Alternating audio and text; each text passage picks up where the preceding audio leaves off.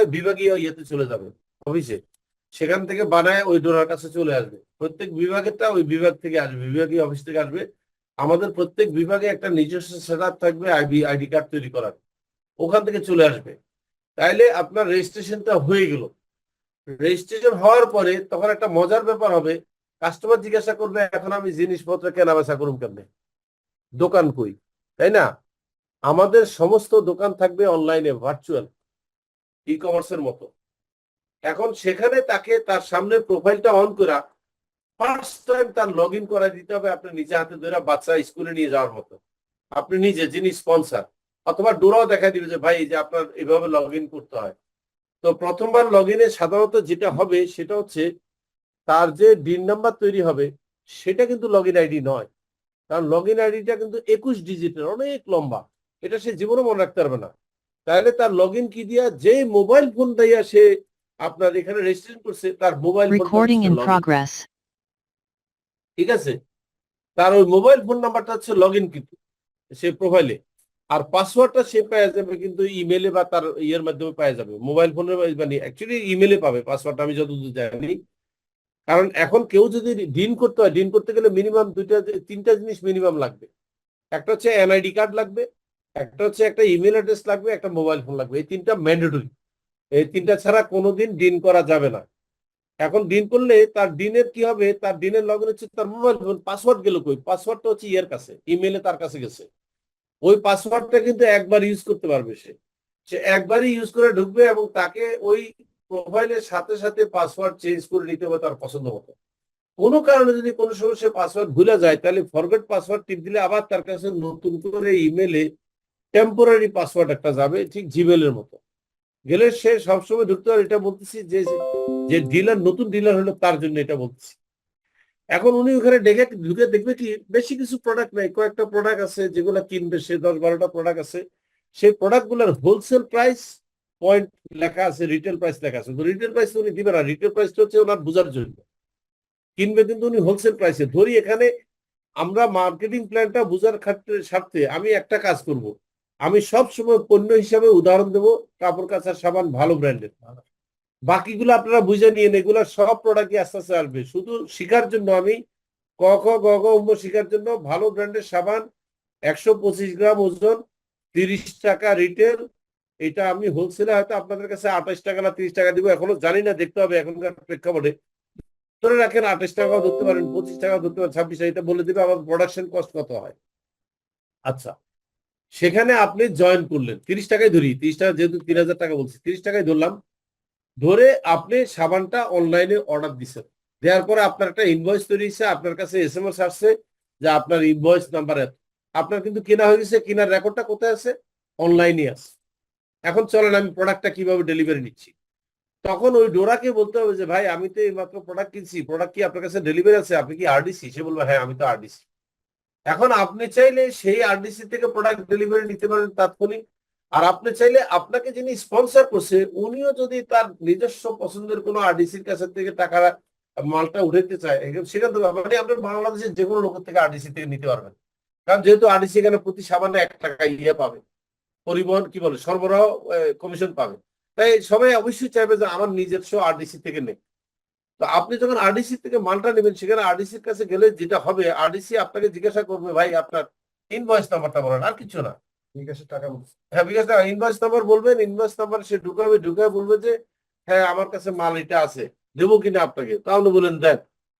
তো ঠিক আছে, আমি আপনাকে এক প্যাকেটে থাকবে কিন্তু 100 পিস। কিভাবে থাকবে বলে দেই, 10 পিসের ছোট ছোট প্যাকেট থাকবে প্রথমে, এরকম 10টা প্যাকেট মিলে একটা কার্টুন। এই কার্টুনটা 100 পিস, দাম হচ্ছে কত? 3000 টাকা। এখন আপনি মালটা ডেলিভারি নিচ্ছেন, তখন উনি স্ক্যান করে বলবেন যে মাল ডেলিভারি হচ্ছে, আপনার কাছে একটা ওটিপি গেছে, ওটিপিটা দেন, ওয়ান টাইম পাসওয়ার্ড। তো আপনি যখন ওটিপিটা দেবেন তখন সে ওখানে ওটিপি ঢুকাবে, ডেলিভারি কনফার্ম হয়ে গেল, আপনি মাল নিয়ে চলে গেলেন। আপনার সাথে ওই আরডিসি ডোনার, আসসালামু আলাইকুম, ওয়ালাইকুম সালাম, আর দেখা নেই। আপনি একজন ডিলার, আপনি হোলসেলে কিনছেন, ডিলারশিপ নিচ্ছেন ফ্রি। এখন অ্যাজ এ ডিলার হিসাবে আপনি যদি আরো কিছু করতে চান, সেটা আপনার ইচ্ছা। আরো কিছুর মধ্যে কি কি আছে, আপনি এয়ারলাইন্সের বেস্টে চালু হবে, এয়ারলাইন্সের টিকিট কিনবেন, হোটেলে, কক্সবাজারে 5 তারা হোটেল হচ্ছে, ওখানে আপনি ডিসকাউন্ট রেটে থাকবেন। আপনি হয়তো পরিবহন ব্যবস্থা থাকলে পরিবহনের ডিসকাউন্ট নেবেন, মানে আপনি বিভিন্ন রকম ডিসকাউন্ট পাবেন। আরো আছে অ্যাফিলিয়েটেড স্টোর, মনে করেন আমি ওয়ালটন, মিনিস্টার, সিঙ্গার, যমুনা বিভিন্ন গ্রুপের সাথে যদি আমি অ্যাফিলিয়েশনে যাই, তাদের দোকান থেকে যখন আপনি মাল কিনবেন আপনি ন্যূনতম একটা 10% ডিসকাউন্ট পাবেন, আমি ধরে নিচ্ছি, কারণ আমরা ওরকম ডিল না হলে করবো না, তাই না? তো আপনি সেখানে ডিসকাউন্ট পাচ্ছেন, আপনি একজন ডিলার, ফাইন, আপনার সাথে আর আমার কোনো লাইবিলিটি নেই, দায়িত্ব নাই, আপনার সাথে দেখা হলে সালাম আলাইকুম, ওয়ালাইকুম সালাম। এখন আপনি যদি মাইন্ড সেট করেন যে আমি ডেস্টিনির সাথে নেটওয়ার্ক বিজনেস করতে চাই, তখন আপনার আপলাইন আপনাকে নতুন করে প্ল্যান দেখাবে, যেটা স্টেপ 2 বা 3 তে ছিল নাকি। সেই স্টেপ 2 অনুযায়ী আপনাকে মার্কেটিং প্ল্যান, কম্পোজিশন প্ল্যান দেখাবে, লেভেল 1 2 3 বুঝাবে, সিলভার বুঝাবে, এগুলো তার কাজ। বাট আমি এখানে ডিলার হিসেবে ক্লোজ করলাম যে আমার কাজ শেষ ডিলার হিসাবে। এখন আসেন, এই যে আপনি মাল কিনলেন, হুট করে বলে ভাড়ালাম, মালটা কিনলেন, পেমেন্ট করলেন কোথায়, কেমনি করলেন? এখানে একটা ঘটনা হয়ে গেছে, সেটাই বলতেছি, এটা হলো স্টেপ 8 এর পুরো ঘটনা। সেটা হচ্ছে আপনার যখন প্রোফাইল তৈরি হবে, আপনার দুইটা অটোমেটিক ওয়ালেট তৈরি হবে। Recording stopped. একটা ওয়ালেটের নাম হচ্ছে অ্যাকাউন্টিং ওয়ালেট, একটা ওয়ালেটের নাম হচ্ছে অ্যাকাউন্টিং ওয়ালেট, আর একটা Recording ওয়ালেটের নাম in হচ্ছে progress. Point wallet. অ্যাকাউন্টিং ওয়ালেটটা কি? অ্যাকাউন্টিং ওয়ালেট হচ্ছে আপনি কিভাবে পে করবেন, আপনার বিভিন্ন রকমের অপশন থাকবে, আপনি বিকাশ, নগদ বা যে ধরনের পেমেন্ট সিস্টেম, গেটওয়ে সিস্টেম আপনি পে করার সব পাবেন, কারণ এটা আমরা বাংলাদেশে এসএসএল বলে একটা গেটওয়ে কোম্পানি আছে, ওদের সাথে আমি একবার চুক্তি করেছি D2S এর জন্য। শুধু চুক্তিটা আমাকে রিভিউ করতে হবে, এবার করতে হবে ডেস্টিনি 2000 এর জন্য। সেই গেটওয়ের মাধ্যমে আপনি যে কোনো পেমেন্ট করতে পারেন, সেই গেটওয়ের পেমেন্টটা আমরা পাবো, মাল ডেলিভারি হওয়ার পরে টাকাটা আমার পকেটে চলে আসবে। এটা হলো একটা মেথড। মোবাইল ব্যাংকিং এ পে করতে পারবেন, তারপরে আপনি চাইলে আমাদের কোম্পানির ডাইরেক্ট অ্যাকাউন্টও পে করতে পারবেন। আরো একটা মেথড হচ্ছে, যেটা হচ্ছে অ্যাকাউন্টিং মেথড, যেখানে আপনি ওয়ালেটে টাকা ঢুকাও পে করতে পারবেন। তো ওয়ালেটে আপনি টাকা ঢুকাবেন কেমনে? ওয়ালেটে টাকা ঢুকাই দেবেটাকে? আপনার তো আমার অফিসে আসেন নাই, অ্যাকাউন্টসও আসেন নাই, ব্যাংকও যান নাই, আপনি কিন্তু ডোরার সামনে বসে আছেন। ডোরাকে আপনি বলতে হবে, ভাই আমি তো এখান থেকে 3000 টাকা মাল কিনবো, তো আমি এখানে ওয়ালেটে 3000 টাকা টপ আপ দেবো। ডোরা খুব আমাকে 1% চার্জ নিতে হবে আপনার থেকে 30 টাকা, আমি করে দিচ্ছি। সে 1% চার্জ দিবে আপনার থেকে 30 টাকা, কারণ ডোরা এখন থেকে যে কোনো কাজ করবে, যে কোনো কাজ 1% সার্ভিস চার্জ দেবে সে। তখন সে সার্ভিস চার্জ দিল 30 টাকা, তার দিলেন, আপনি 3000 টাকা টপ আপ করলেন, 3000 টাকা ওয়ালেটে চলে আসলে, সেখান থেকে আপনি পে করে দিলেন। পে করার পরে আপনার আরেকটা ওয়ালেট আছে, যেটা হলো পয়েন্টস ওয়ালেট, সেখানে কিন্তু আপনার 100 পয়েন্ট জমা হয়েছে। এখন এই 100 পয়েন্টের দাম হচ্ছে, আপনি যদি আর কোনো কিছু না করতে চান, MLM করতে না চান বা ডেস্টিনি ব্যবসা করতে না চান, তাহলে ওই 100 পয়েন্ট দিয়ে আপনি এই অনলাইন থেকে যে কোনো 100 টাকা ভ্যালুর কোনো প্রোডাক্ট কিনতে পারবেন। ক্লিয়ার? আর যদি আপনি বলেন না, আমি 100 টাকা ভ্যালু এটা রাখবো, এটা দিয়ে আমি প্রোডাক্ট কিনবো না, আমি নেটওয়ার্ক বিজনেস করবো, তখন আপনার আপলাইন আপনাকে করবে কি, ওই ডোরার কাছে যাবে, দেখো যে ওনার একটা বিজনেস সেন্টার ইয়ে করে দেন, সেট করে দেন। তখন বিজনেস সেন্টার সেট করতে যায়, তখন ডোরা জিজ্ঞাসা করবে কোন বিজনেস সেন্টারের পাশে বসাবো। যে কোনো একটা খালি বিজনেস সেন্টার দিতে হবে, যেটার একটা সাইড বা দুইটা সাইড খালি আছে, ন্যূনতম একটা সাইড খালি থাকতে হবে, এবং মেনশন করতে হবে 1 2 3 4 বিজনেস সেন্টারের লেফটে দেন, কারণ রাইট ভর্তি গেছে। তখন আপনার বিজনেস সেন্টারটা ওটা লেফটে দিয়ে দিল। লেফটে দেওয়ার পরে আপনার বিজনেস সেন্টারে একটা সিআইডি তৈরি হলো, এটা হচ্ছে BCID, বিজনেস সেন্টার আইডি। আমরা আগে সিআইডি শব্দটাকে আপডেট করছি, আগে আমরা বলতাম সিআইডি, এখন থেকে আমরা বলবো BCID, বিজনেস সেন্টার আইডি। কারণ কি, ভুল বোঝাবুঝি হয় যে এটাকে তারা সিআইডি কয়, তো সিআইডি গুলো অনেক সময় দেখা গেছে এটা মতো গোয়েন্দা সংস্থা, তাই সিআইডিটাকে আপডেট করছি আমি BCID, তাহলে বুঝবো আচ্ছা এটা অন্য জিনিস, বিজনেস সেন্টার আইডি। আচ্ছা, এই বিজনেস সেন্টার আইডি দিয়ে আমরা কি Recording করবো? stopped. আমরা এটা মনে রাখলাম। মনে রাখার পরে এখন এই বিজনেস সেন্টার আইডিতে কিভাবে বিজনেস হবে, আপনি তার তো প্ল্যান আগেই দেখাইছেন। এই বিজনেস সেন্টারের লেফট রাইটে যা হবে, আরো বিজনেস সেল হবে, সেটার উপরে ইনকাম হবে। তার মানে এখানে মানুষ দিয়া কোনো বিজনেস হবে না, কিন্তু এখানে বিজনেস হবে বিজনেস সেন্টার দিয়া।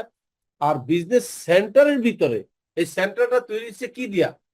সেলস ভলিউম দিয়া। ইয়াস, সেলস ভলিউম, প্রোডাক্ট বলার দরকার নাই, সেলস। সেলস ভলিউমের ভিতরে যে 100 আছে, এটা কি? পয়েন্ট। এটার নাম হচ্ছে লেখেন PV, point value. Point value, এই 100 পয়েন্ট ভ্যালুর বিজনেস ভলিউম কত? বিজনেস ভলিউম হচ্ছে কোম্পানি আপনাকে এই 3000 টাকার প্রোডাক্ট কেনার জন্য আপনার টিমকে টোটাল কত টাকা লভ্যাংশ ফেরত দিচ্ছে, এটার নাম হচ্ছে বিজনেস ভলিউম। এটার বিজনেস ভলিউম হচ্ছে লেখেন 1000 মানে প্রতি এক পিভিতে 10 বিজনেস ভলিউম, তাহলে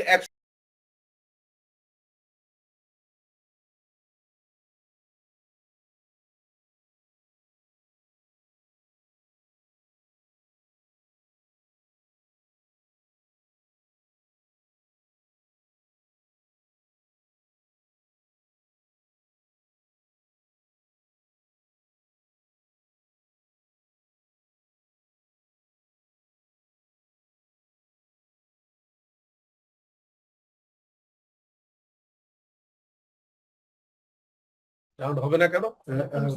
এখন সাউন্ড হচ্ছে। এই এই পয়েন্ট ভ্যালু টিপাটিপি করেন না প্লিজ, হ্যাঁ রাখেন, আমি দেখি পরে দেখবো না। এই point value action business value হচ্ছে 1000 মানে হচ্ছে ডেস্টিনি কত টাকার ব্যবসা ছেড়ে দিচ্ছে ক্রেতা পরিবেশে, সেটা ডিক্লারেশন। সে বলতেছে আমি তোমার কাছে 100 পয়েন্টের প্রোডাক্ট বেচছি, মানে এখানে আমি যা লাভ করছি তার 1000 টাকা তোমার। এখন দেখা যাক আমরা আসলে কত লাভ করছি, একটু আগে বলছি, কিন্তু আমরা এই সাবানে লাভ করছি হার্ডলি বেশি হলে 12 থেকে 13 টাকা বা 14 টাকা বা 12 টাকাই ধরেন। তাহলে ডেস্টিনির কাছে কিন্তু লাভ আছে আর 2 টাকা, 10 টাকায় কিন্তু আপনার দিয়ে দিছে। এই 2 টাকার মধ্যে সে কি করবে, সে টুকটাক এমপ্লয়ি খরচ চালাবে, এই করবে সে করবে, তার যত খরচ আছে এখানে কিন্তু দিয়ে দিন শেষে তার যদি চেরানা থাকে বা আটানা থাকে, আটানার মতো থাকবে, আমি দেখছি প্রতি সাবানে আটানার মতো ডেস্টিনি থাকবে। যে আটানা থাকবে, এই আটানার মালিক হচ্ছে ডেস্টিনি 2000-এ যারা শেয়ার হোল্ডার এরা বছর শেষে। তাও কথা, সে আটানার মালিকও না, এটা থেকে কর্পোরেট ট্যাক্স যাবে, এটার থেকে বিভিন্ন জিনিস যাবে, যাওয়ার পরে আটানার থেকে এমপ্লয়ি খরচ যাবে, মানে ওভারের যে কত থাকবে বলা ভেরি ডিফিকাল্ট। বাট ইন্টারেস্টিং হচ্ছে যদিও ভলিউমটা খুব ছোট, কিন্তু এটা বিদ্যুৎ গতিতে হুইল ঘুরবে ডেস্টিনির জন্য, যে কারণে টোটাল অ্যাকুমুলেশনে বড়। তাই আমাদের টার্গেট হচ্ছে বছরে যদি ডেস্টিনি 2000 লিমিটেড নেট মুনাফা 100 কোটি টাকা করে, আমার আর কোনো অভিযোগ থাকবে না, আমি হ্যাপি। আমার কথা হচ্ছে একজন ডাইরেক্টর শেয়ার হোল্ডার যার 1 কোটি টাকার শেয়ার আছে ডেস্টিনিতে, সে যদি বছরে 1 কোটি টাকা ডিভিডেন্ড পায়, তার এর বেশি আর চিন্তা করাটা সমীচীন হবে না, উচিত হবে না। আর যার আপনারা আছেন অনেকে 20 লাখ 25 লাখ টাকা শেয়ার হোল্ডার, তারা যদি বছরে 25 লাখ টাকা ডিভিডেন্ড পান, এর বেশি আশা করাটা সমীচীন হবে না। এর বেশি যদি আপনি সমীচীন করে হইতে চান, তাহলে দয়া করে আপনি ডিস্ট্রিবিউটর প্ল্যাটফর্মে আসেন, ওখানে কাম করেন, ওখানে মেলা টাকা আছে, দেখেন ওখানে কত টাকা বুঝাই দিই। ডেস্টিনি যখন একটা সাবানের থেকে আটানা লাভ করে, আপনারা কেউ খেয়াল করেন নাই, তখন ডোরা কত লাভ করে, ডোরাও আটানা লাভ করে। একটা আরডিসি কত লাভ করে খেয়াল করেন নাই, আরডিসি 1 টাকা লাভ করে। একটা আইআরডিসি কত লাভ করে খেয়াল করেন না, একটা আইআরডিসি 1 টাকা লাভ করে। একটা ডিসিডি কত লাভ করে খেয়াল করেন না, একটা ডিসিডি 1 টাকা লাভ করে। দেখছেন, মানে আপনি বলতে পারবেন না যে এখানে ডিসক্রিমিনেশন হচ্ছে, কোম্পানি বেশি লাভ করতেছে, অসম্ভব। এত মিনিমাম প্রফিট নিয়ে বাংলাদেশের কোনো এমএলএম কোম্পানি তো ভাত খাওয়ার পয়সা পাবেই না, টিকবেও না। আর আপনি বলবেন আপনি টিকাবেন কেমন, এটা আমার ম্যাজিক। আমি এত কম লাভ করে কিভাবে টিকবো, সেটা আমার ম্যাজিক। আমি এটা আরেকদিন আপনাদের সাথে ক্লোজ ডোর আলাপ করবো। বাট ডেস্টিনি বেসিক্যালি এখানে আটানা বেশি লাভ করবে না, করার দরকারও নাই। আটানা একটা সাবানে অনেক লাভ, হিসাব করলে অনেক লাভ। এটা তো আমি সাবানের ক্ষেত্রে বলতেছি। যদি এমন হয় যে এমন কোনো প্রোডাক্ট বেচতেছি যেটাতে মনে করেন 100 পয়েন্ট, সেখানে তো ডেস্টিনি 50 টাকা লাভ হবে আটানা করে। কারণ ডেস্টিনি লাভ করবে প্রতি পিভিতে আটানা, মনে করেন সব দিয়াতে হয়। এটা হলো নিট। এই নিটের পড়া কিন্তু আমার ঘটনা আছে, সরকারকে ট্যাক্স দিতে হবে, এই নিটের উপরে কর্পোরেট ট্যাক্স, তারপরে আমরা আমাদের ইয়ে পাবো। তো এই হচ্ছে মোটামুটি ভাবে আমি স্টেপ এইটা আপনাদেরকে বলতেছি যে কিভাবে এখানে প্রোফাইল হবে, প্রোফাইলে কিভাবে পয়েন্ট জমা হবে, পয়েন্টে কিভাবে কাস্টমার হিসেবে পয়েন্ট দিয়ে মাল কিনা যাবে, কিভাবে সেন্টার করা যাবে, এগুলো সব হচ্ছে স্টেপ 8। এখন আপনাদের কি মনে আছে আপনারা কিভাবে জয়েন করবেন? এটা স্টেপ 2 3 তে মতো বলে গেছি। জয়েন করবেন কিন্তু ফ্রি। একটা আইডি কার্ড, এনআইডি কার্ড লাগবে, একটা ইমেল অ্যাড্রেস লাগবে, একটা মোবাইল ফোন নাম্বার লাগবে, আর আপনার একজন রেফারেন্স লাগবে। এটা ছাড়া ডেস্টিনিতে কেউ দরজা খটখটে কেউ ঢুকতে পারবে না। আর কত লোক নেব? 2 কোটি লোক নেব। আছে কত? 43 লাখ প্লাস। নেব কত? 1,57,00,000 ছিল, 56 লাখ প্লাস, 1,56,00,000 প্লাস। এই 56 লাখ প্লাস সব নেব হচ্ছে আমরা ফাইন্যান্স করে, 1 কোটি হচ্ছে আমরা কেনা বেচা করে। এই পর্যন্ত এসে স্টেপ এইটা এসে আমার মোটামুটি প্রথম ধাপের বিজনেস প্ল্যান শেষ, যেটা আমি ডায়মন্ডে দেখাইছি যে পর্যন্ত। বিজনেস প্ল্যান চ্যাপ্টার 2 সেটা আরেকদিন দেখাইতে হবে আপনাদেরকে। এখন আমরা যেটা করতে পারি, যেহেতু আমাদের কাছে 1 ঘন্টা সময় আছে, এই 1 ঘন্টা আমি সামনে যে পিএইচডি আছে এদের প্রশ্ন উত্তর নেব। এদের প্রশ্ন উত্তর শেষ হওয়ার পরে এরা যদি কোনো প্রশ্ন করতে ব্যর্থ বা মিস করে যায়, আপনারা যারা অনলাইনে আছেন তারা তখন দরকার হলে সরাসরি ফোন করেন, অথবা সেখানেও বলতে থাকেন যে আমার একটা প্রশ্ন আছে। কিন্তু আগে প্রায়োরিটি দেবো আমার সামনে যে 5 জন 5 জন 10 জন বা যে কয়জন আছে এরা আগে প্রশ্ন করবে, কারণ এদের প্রশ্নের মাধ্যমে হয়তো আপনি উত্তর পাইও যাবেন। তো 1 ঘন্টা হচ্ছে আমাদের প্রশ্ন উত্তর পর্ব। এবং আমি বিজনেস চ্যাপ্টার নাম্বার 1 যেটা ডায়মন্ডের আগে দেখাইছি, যেটা কোম্পানির ডাইরেক্টরদেরকে দেখাইছি, যেটা শেয়ার হোল্ডারদেরকে দেখাইছি এতদিন ধরে, এখন আপনাদেরকে দেখাইছি। একই বিজনেস প্ল্যান কিন্তু এক্সিকিউটিভদেরকে দেখাবো আমি। তাদেরকে না দেখাই আমি নামবো না মাঠে, কারণ তারাও স্টেক হোল্ডার। তাদেরকে যেদিন দেখাবো সেদিন আমি খুলে দেবো, একদম টোটালি ওপেন করে দেবো। জুমের যতগুলো লোক আসতে পারে তারা শুধু পার্থক্য এতটুকু, তারা কোনো কোশ্চেন করতে পারবে না। তাদের কোশ্চেন নিতে গেলে আমি পারবো না, তখন কোশ্চেন করবে যে সমস্ত এক্সিকিউটিভরা আমার সামনে এখানে থাকবে, ওরা কোশ্চেন করবে, ওদের কোশ্চেনটা আপনি শুনবেন। শুধু আপনি বিজনেস প্ল্যানটা দেখে যাবেন 8 ধাপে, ঠিক আছে? এখন যখন এক্সিকিউটিভদেরকে বিজনেস প্ল্যান দেখানো হবে তখন আমি ঘোষণা দেবো আমি কবে রেডি আছি। আমি বারবার একটা কথা বলতেছি, আপনারা আমার ভুল বুঝেন না। আমি ডেস্টিনির ব্যবসা নিয়ন্ত্রণ করার কেউ না। ডেস্টিনি কবে শুরু করবে এটা ডেস্টিনির কর্তৃপক্ষের ইচ্ছা। ডেস্টিনি কর্তৃপক্ষ চাইলে কালকে স্টেটমেন্ট বাইর করতে পারে, আমি তাকে বাধা দেবো না। আমাকে যেন কেউ ভুল না বুঝে, আমার সম্বন্ধে বলা হচ্ছে আমি নাকি স্টেটমেন্ট বের করতে দিচ্ছি না, এটা আমার সম্বন্ধে ডাহা মিথ্যা কথা। আমি কারো স্টেটমেন্ট আটকাই নেই। ডেস্টিনি কর্তৃপক্ষ চাইলে কালকে স্টেটমেন্ট বাইর করতে পারে, তার ইচ্ছা। বাট আমাকে দিয়ে যদি বদলা খাটাইতে হয়, কাম করাইতে হয়, কামলা খাটাইতে হয়, আমি রেডি না। কারণ আমার একটা মানসিক প্রস্তুতি আছে, আমার একটা আইনগত প্রস্তুতি আছে। আমি মাত্র জেল খেটে বাইরেছি, আমি আইনগত একটা ভুল বুঝাবুঝি থেকে বাইরেছি। আমি দ্বিতীয়বার আইনের মুখোমুখি ভুল বুঝাবুঝির কারণে হতে চাই না। আইন যেন আমাকে দ্বিতীয়বার ভুল না বুঝে। আমি আমার মতো করে সন্তোষজনক পরিবেশে, আমি যখন দেখবো যে অল লিগেল কমপ্লিয়েন্সেস আমি কমপ্লিট করছি, সরকারের সকল চাওয়া পাওয়া আমি পূরণ করছি, সরকার যেভাবে চায় সেভাবে আমি রেডি হয়েছি, আমি সেই দিন আপনাদের বিজনেস অপারেশনের দায়িত্ব নেবো, এর আগে না। সেই দিনের আগে আমার দ্বারা আপনি কোনোদিনও স্টেটমেন্ট বা একটা প্রোডাক্টও বেচাতে পারবেন না। আমি এক পিস সাবানও বেচবো না আপনাদের কাছে। আমি বেচা কিনাই শুরু করব যেদিন আমি দেখবো যে হ্যাঁ, এই ব্যবসাটা করার লিগেল কমপ্লিয়েন্সেস যা আছে সব আমার অ্যাকোয়ার হয়ে গেছে।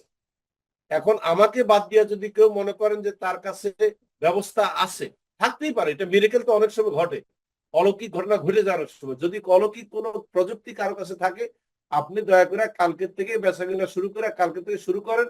বাট এই ব্যাপারে আমার কোনো দায় দায়িত্ব রইল না, আমি কোনো দায় নিতে রাজি না। আমি এমনও দায় নেবো কেমন, আমি তো এমন বোর্ডে নাই। আমাকে বোর্ড থেকে বাদ দেওয়া হয়েছে, শুধু আমাকে শেয়ার হোল্ডার থেকে বাদ দিতে বাকি রাখছে। আমি এটা জীবনেও ভুলবো না যে আমাকে বোর্ড থেকে বাদ দেওয়া হয়েছে। এবং যখন বাদ দেওয়া হয়েছে এইভাবে উল্লেখ করা হয়েছে আমি সাজাপ্রাপ্ত আসামি। দেখেন, সারা পৃথিবীর লোক আমাকে সাজাপ্রাপ্ত বললো, ডেস্টিনির বোর্ডের ডাইরেক্টর আমাকে সাজাপ্রাপ্ত বলছে, এটা আমার কাছে কষ্ট লাগছে। যেমন কি একজন স্বামী যখন তার স্ত্রীকে তালাক প্রাপ্ত বউ বলে, এটা শুনলে বউ যত কষ্ট লাগে, এরকম কষ্ট লাগছে আমার কাছে। তাহলে তারা আমাকে ডিভোর্স করে দিছে, আমাকে তারা সাজাপ্রাপ্ত বলতেছে, তারা কি আমাকে ডিভোর্স করলো তাইলে? কারণ এই বোর্ড মিটিং এ, এই যে ডেস্টিনি 2000 বর্তমান বোর্ড এই কথাগুলো বলছে, প্রমাণ তাদের রয়ে গেছে। তারা হাইকোর্টে যে সাবমিশন দিয়েছে ব্যারিস্টার মাইনুলি দিয়া, সেই সাবমিশনের মধ্যে আছে রফিকুল আমিন এবং হোসেন কনভিক্টেড অ্যাকিউজ, তারা এই কোম্পানিতে আর ডাইরেক্টর নাই। তাই আমাদেরকে বোর্ড বানায়া দেন, আমরা কোম্পানি চালাইতে চাই। কারণ ডেস্টিনির বিরুদ্ধে কোনো মামলা নাই, মামলা হচ্ছে ব্যক্তিদের বিরুদ্ধে, তাহলে ব্যবসা বন্ধ থাকবে কেন? ফাইন, চালান আপনারা আমাকে বাদ দিয়া, আমি তো মানা করিনি। আমার কথা হচ্ছে দিন শেষে আমার শেয়ারের লাভ আমি পেয়ে যাবো, সমস্যা কি? কিন্তু আমাকে দিয়ে যদি এই নৌকা চালাইতে হয়, তাহলে মাঝি কিন্তু জোয়ার ভাটার টান বুঝা কিন্তু বাদাম লাগাবে। আর সেই ভুল করবে না, এই নৌকা যেন চড়ায় না উঠে, অথবা জোয়ারের ভাটার টানে যেন সাগরের তলায় না যায়। আমি খুব সাবধান হতে চাই। আমার কথা হচ্ছে বিশাল একটা ভুল বুঝাবুঝিতে করছি।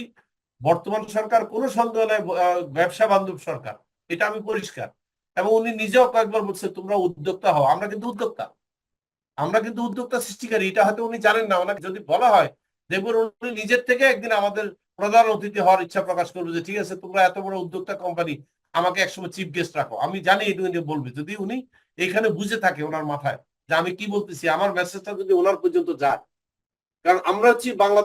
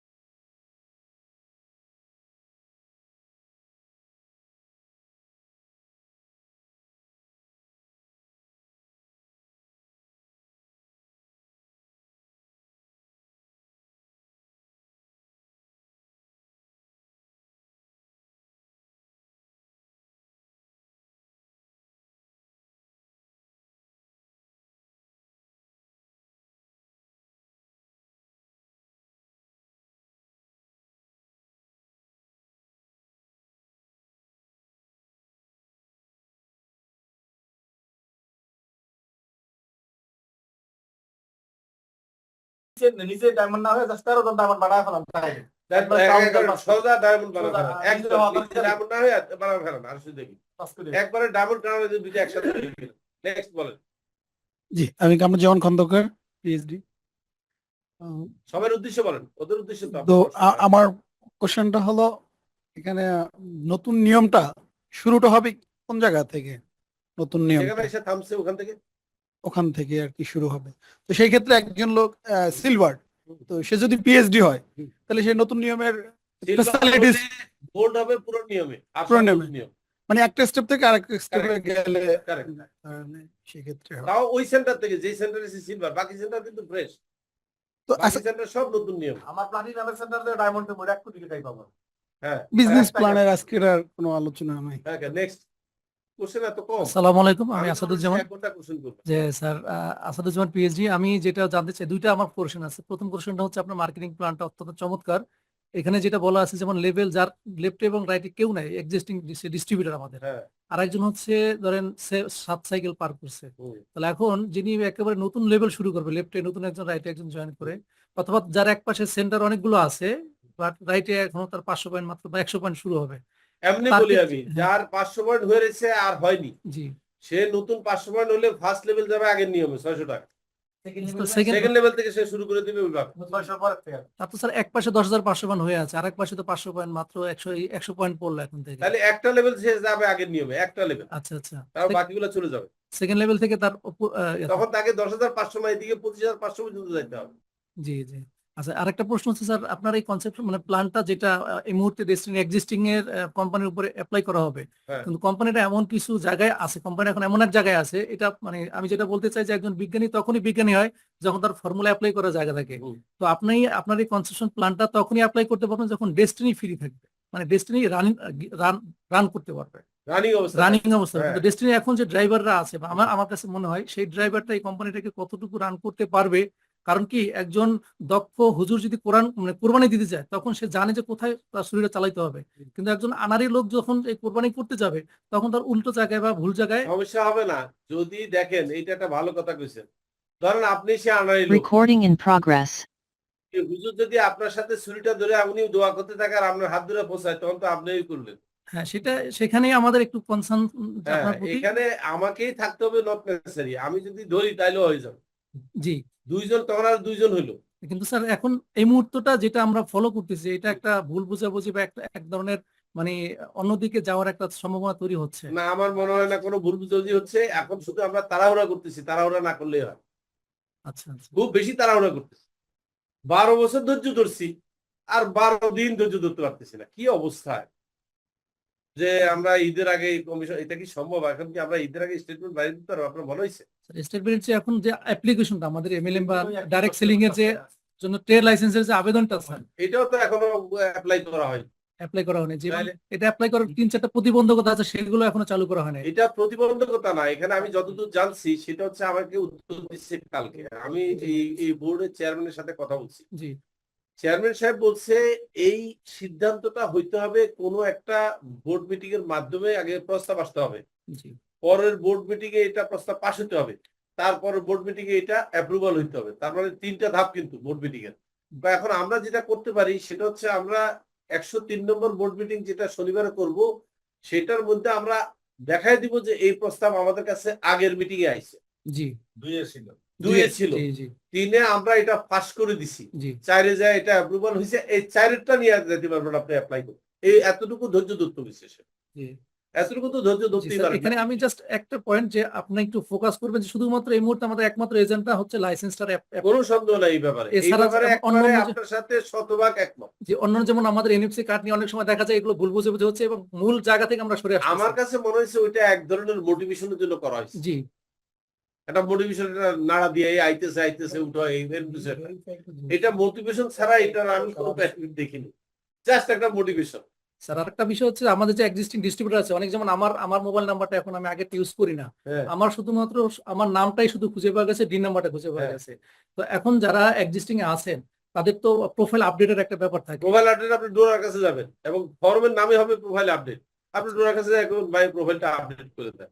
মোবাইল আপডেট করে নিব। এটা করতে কি করতে হবে? কিন্তু স্যার সেটা এখন আমরা চিন্তা করি নাই। স্যার এটা কি অনলাইনে দেওয়া যায় না? এটা অনলাইনে অনলাইনে তো দিচ্ছি। ভেরিফাই করার অনলাইনে তো, অনলাইনে ডোরা আপডেট করে দিবে।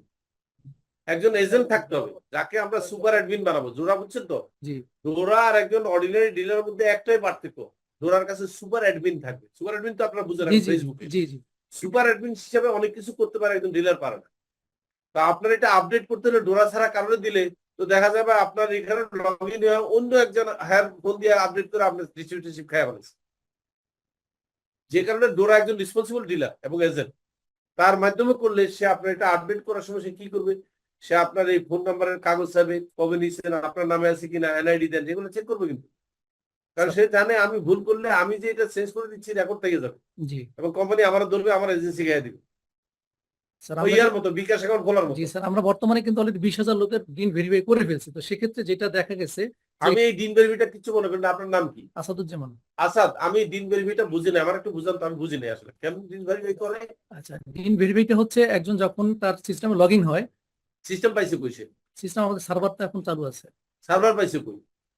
সার্ভারটা তো আমাদের destiny 2000 limited server. Destiny 2000 limited আমি যতটুকু জানি নাসির ট্রেড সেন্টার থেকে সার্ভার হার্ডওয়্যার একসাথে লুট হয়েছে। এই লুটে সাক্ষী কে কে? আপনি ছিলেন, এই যে সাক্ষী আছে, আমি মামলা করছি, আরেকজন আছে, এই যে লিটন আছে, আমরা মামলা করছি, আরেকজন আছে যে লুট হয়েছে। যে আমাদের টোটাল সার্ভারটা চুরি হয়েছে নাসির ট্রেড সেন্টার, একটি লোকও পাইনি বাসেতে। শুধু আমাদের কাছে ডাটাবেস, বুঝেন, জি স্যার ডাটাবেজের ডিস্ক আছে 10-12টা, তার মধ্যে সবার কাছে একটা করে আছে।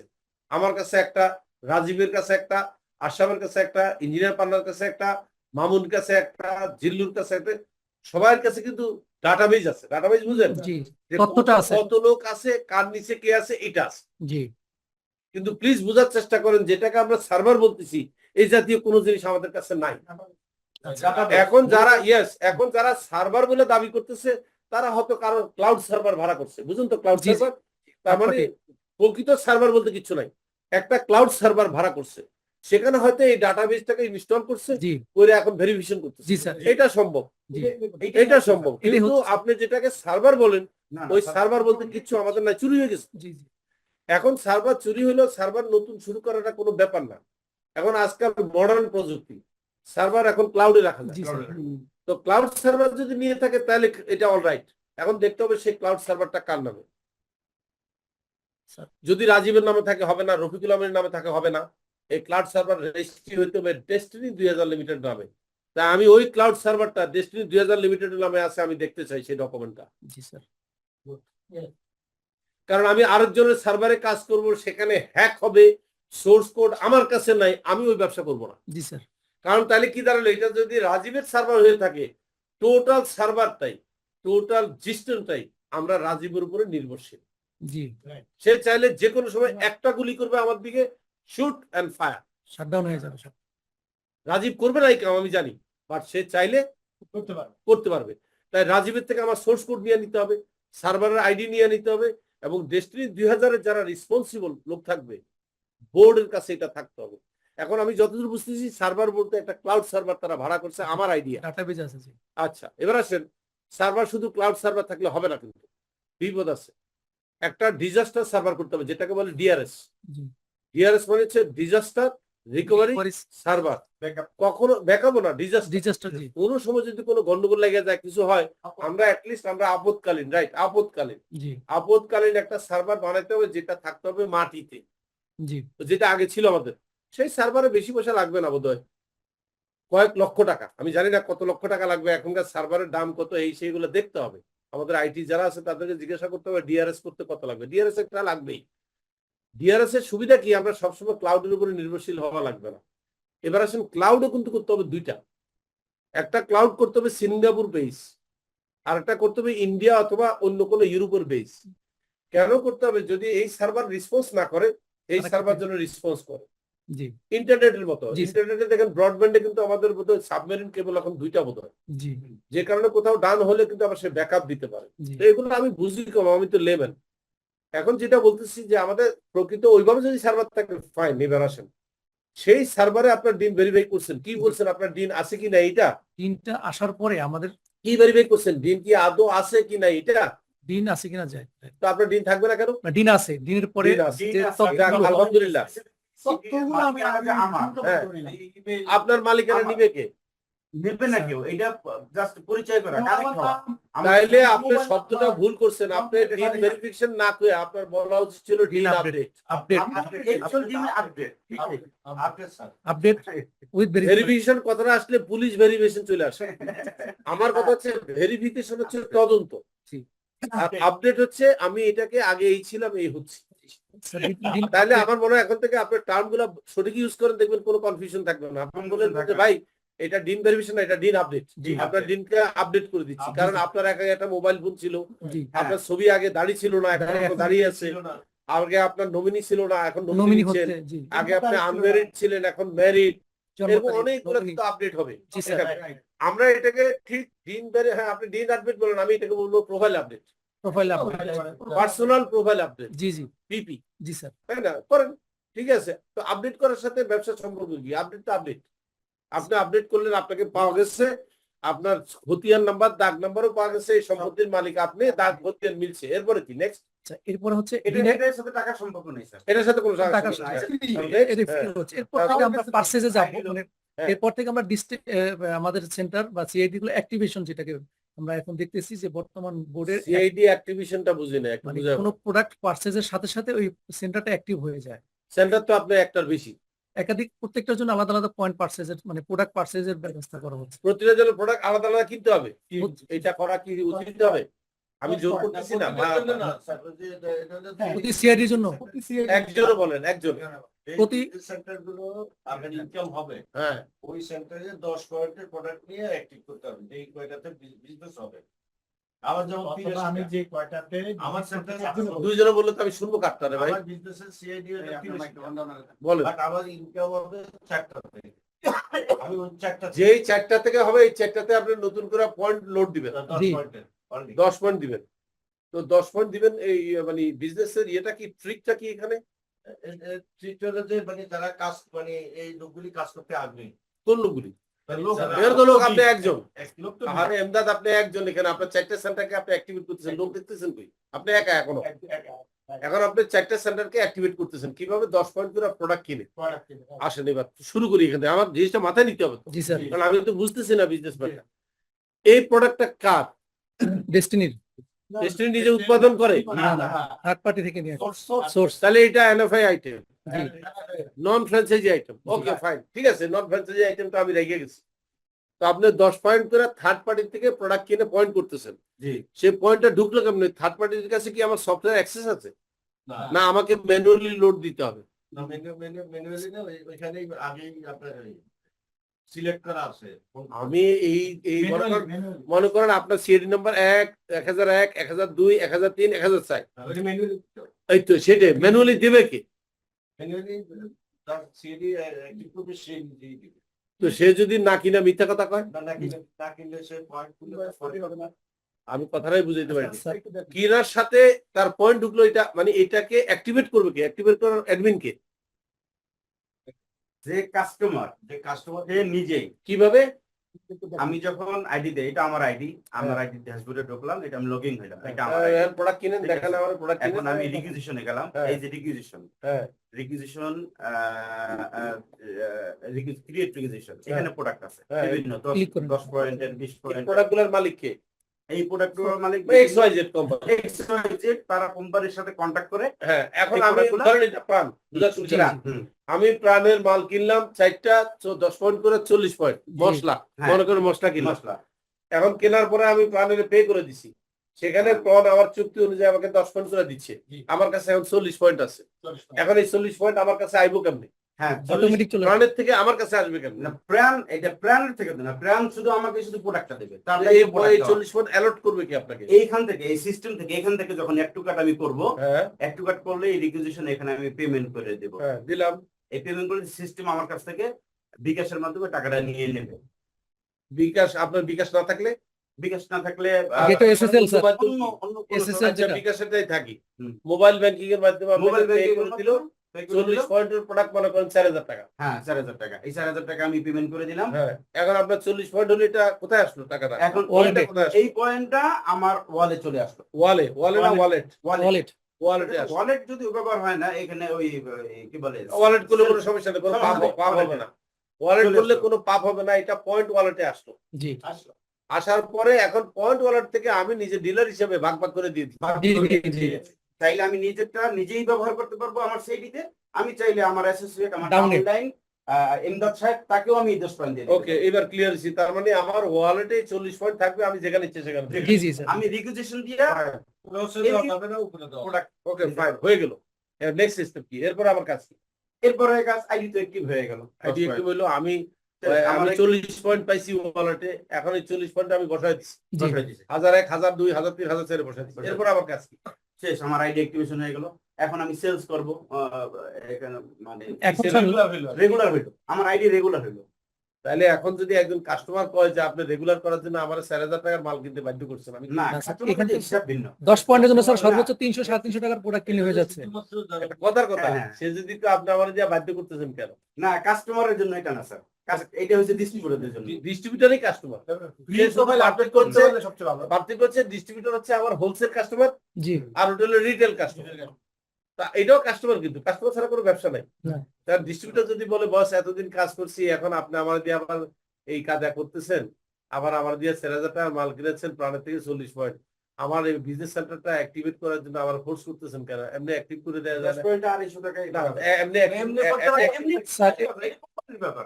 স্যার এখানে একটা বিষয় হচ্ছে আমরা তো কোম্পানির কাছে আবদার করছি, সেটা ফ্রি করে দাও। হ্যাঁ, আমরা ফ্রি করার জন্য রিসেল করতে যায় তো সে আপনাকে খোটা দিব, এখন তো এমনি খারাপ অবস্থা, এমনি তো খারাপ অবস্থা। ক্ষুধার্ত অবস্থায় আছে।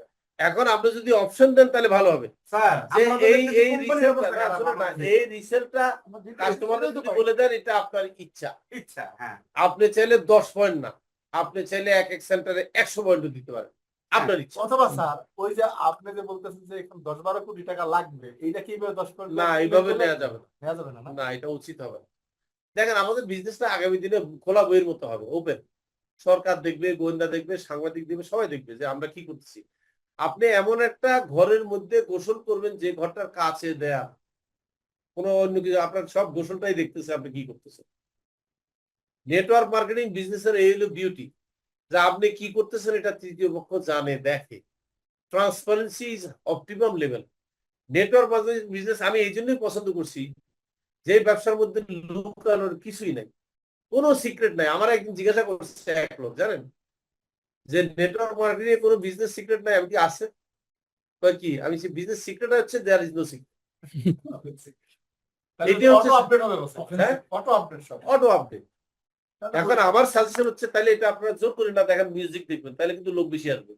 বলে এই কেনাটা আপনার ইচ্ছা, আপনার সেটা অ্যাক্টিভেট করে দেবো। কারণ 10 পয়েন্ট তো আপনারা সেট করছেন নাকি এটা আল্লাহ বানাইছেন? নাকি ওই নাজিল হয়েছে নাকি 10 পয়েন্ট? না না স্যার আপনারা বানাইছেন। এটা কোম্পানি করছে। হ্যাঁ, কোম্পানি করছে। আপনারা বলতে পারেন যে অ্যাক্টিভেট করে দিচ্ছি, আপনি না কিনলেও অ্যাক্টিভেট করে দিচ্ছি, আপনি ডিন ভ্যালুয়েশন করছেন, অ্যাক্টিভ হয়ে গেছে। যান। স্যার এটার একটা যুক্তি আমি বলছিলাম তাদের কাছে, যুক্তি দেখাইছে যে যদি আপনি ডিলারশিপটা প্রতি বছর বছর নবায়ন করেন, যেমন না, আমরা নবায়নে দিতে পারবো না। সে কারণেই সে 10 পয়েন্টের একটা প্রোডাক্ট কিনে এটা এটাকে অন্যায়। এটা আমরা কি আজ পর্যন্ত কোনো ডিলারশিপ নবায়ন করছি? আপনি আগে না। 500 টাকা 500 টাকা নিচ্ছি কখন? শুরুর দিকে। এরপর আমরা এই ডিলারশিপ নবায়ন উঠেছি, আজীবনের জন্য সে ডিলার, কিয়ামত পর্যন্ত। পরে লাস্টের দিকে কেন আমরা ডিলারশিপ নবায়ন করবো? স্যার এই পয়েন্টটা কিন্তু আপলাইন হিট করে, আমি যে 10 পয়েন্টের কথা বললাম। আমি তো বুঝছি দেখে নিষেধ করতেছি, বেনিফিট তো আপলাইনের, কিন্তু ডাউনলাইন তো পছন্দ করতেছে না। স্যার আমি যে ওনাকে আপনি অ্যাক্টিভ করলাম, বলতেছেন যে এই বেটার কান্দে পাড়া দিলে স্যার আমি একটু উপরে দাঁড়াইতে পারি, কিন্তু পাড়া তো দিতেছেন তার কান্দে। আলটিমেটলি যে 45 লক্ষ কি স্যার, আমাদের একসাথে অ্যাক্টিভ হয়ে যায়, তাহলে এই এত ঝামেলা করব কেন? 10 এই যে ঝামেলা করবেন। আপনি এক বাটনে 45 লক্ষ লোকের অ্যাক্টিভেট করে দেন, এক বাটনে। বলে আপনি এটা প্রসেস করতে অসুবিধা কি? যে প্রোফাইল আপডেট করবে তারই অ্যাক্টিভেট হয়ে যাবে। হ্যাঁ, অসুবিধা কি? যে ব্যক্তি প্রোফাইল আপডেট করবে, জি দিন আপডেট করবে, সাথে সাথে অ্যাক্টিভেট।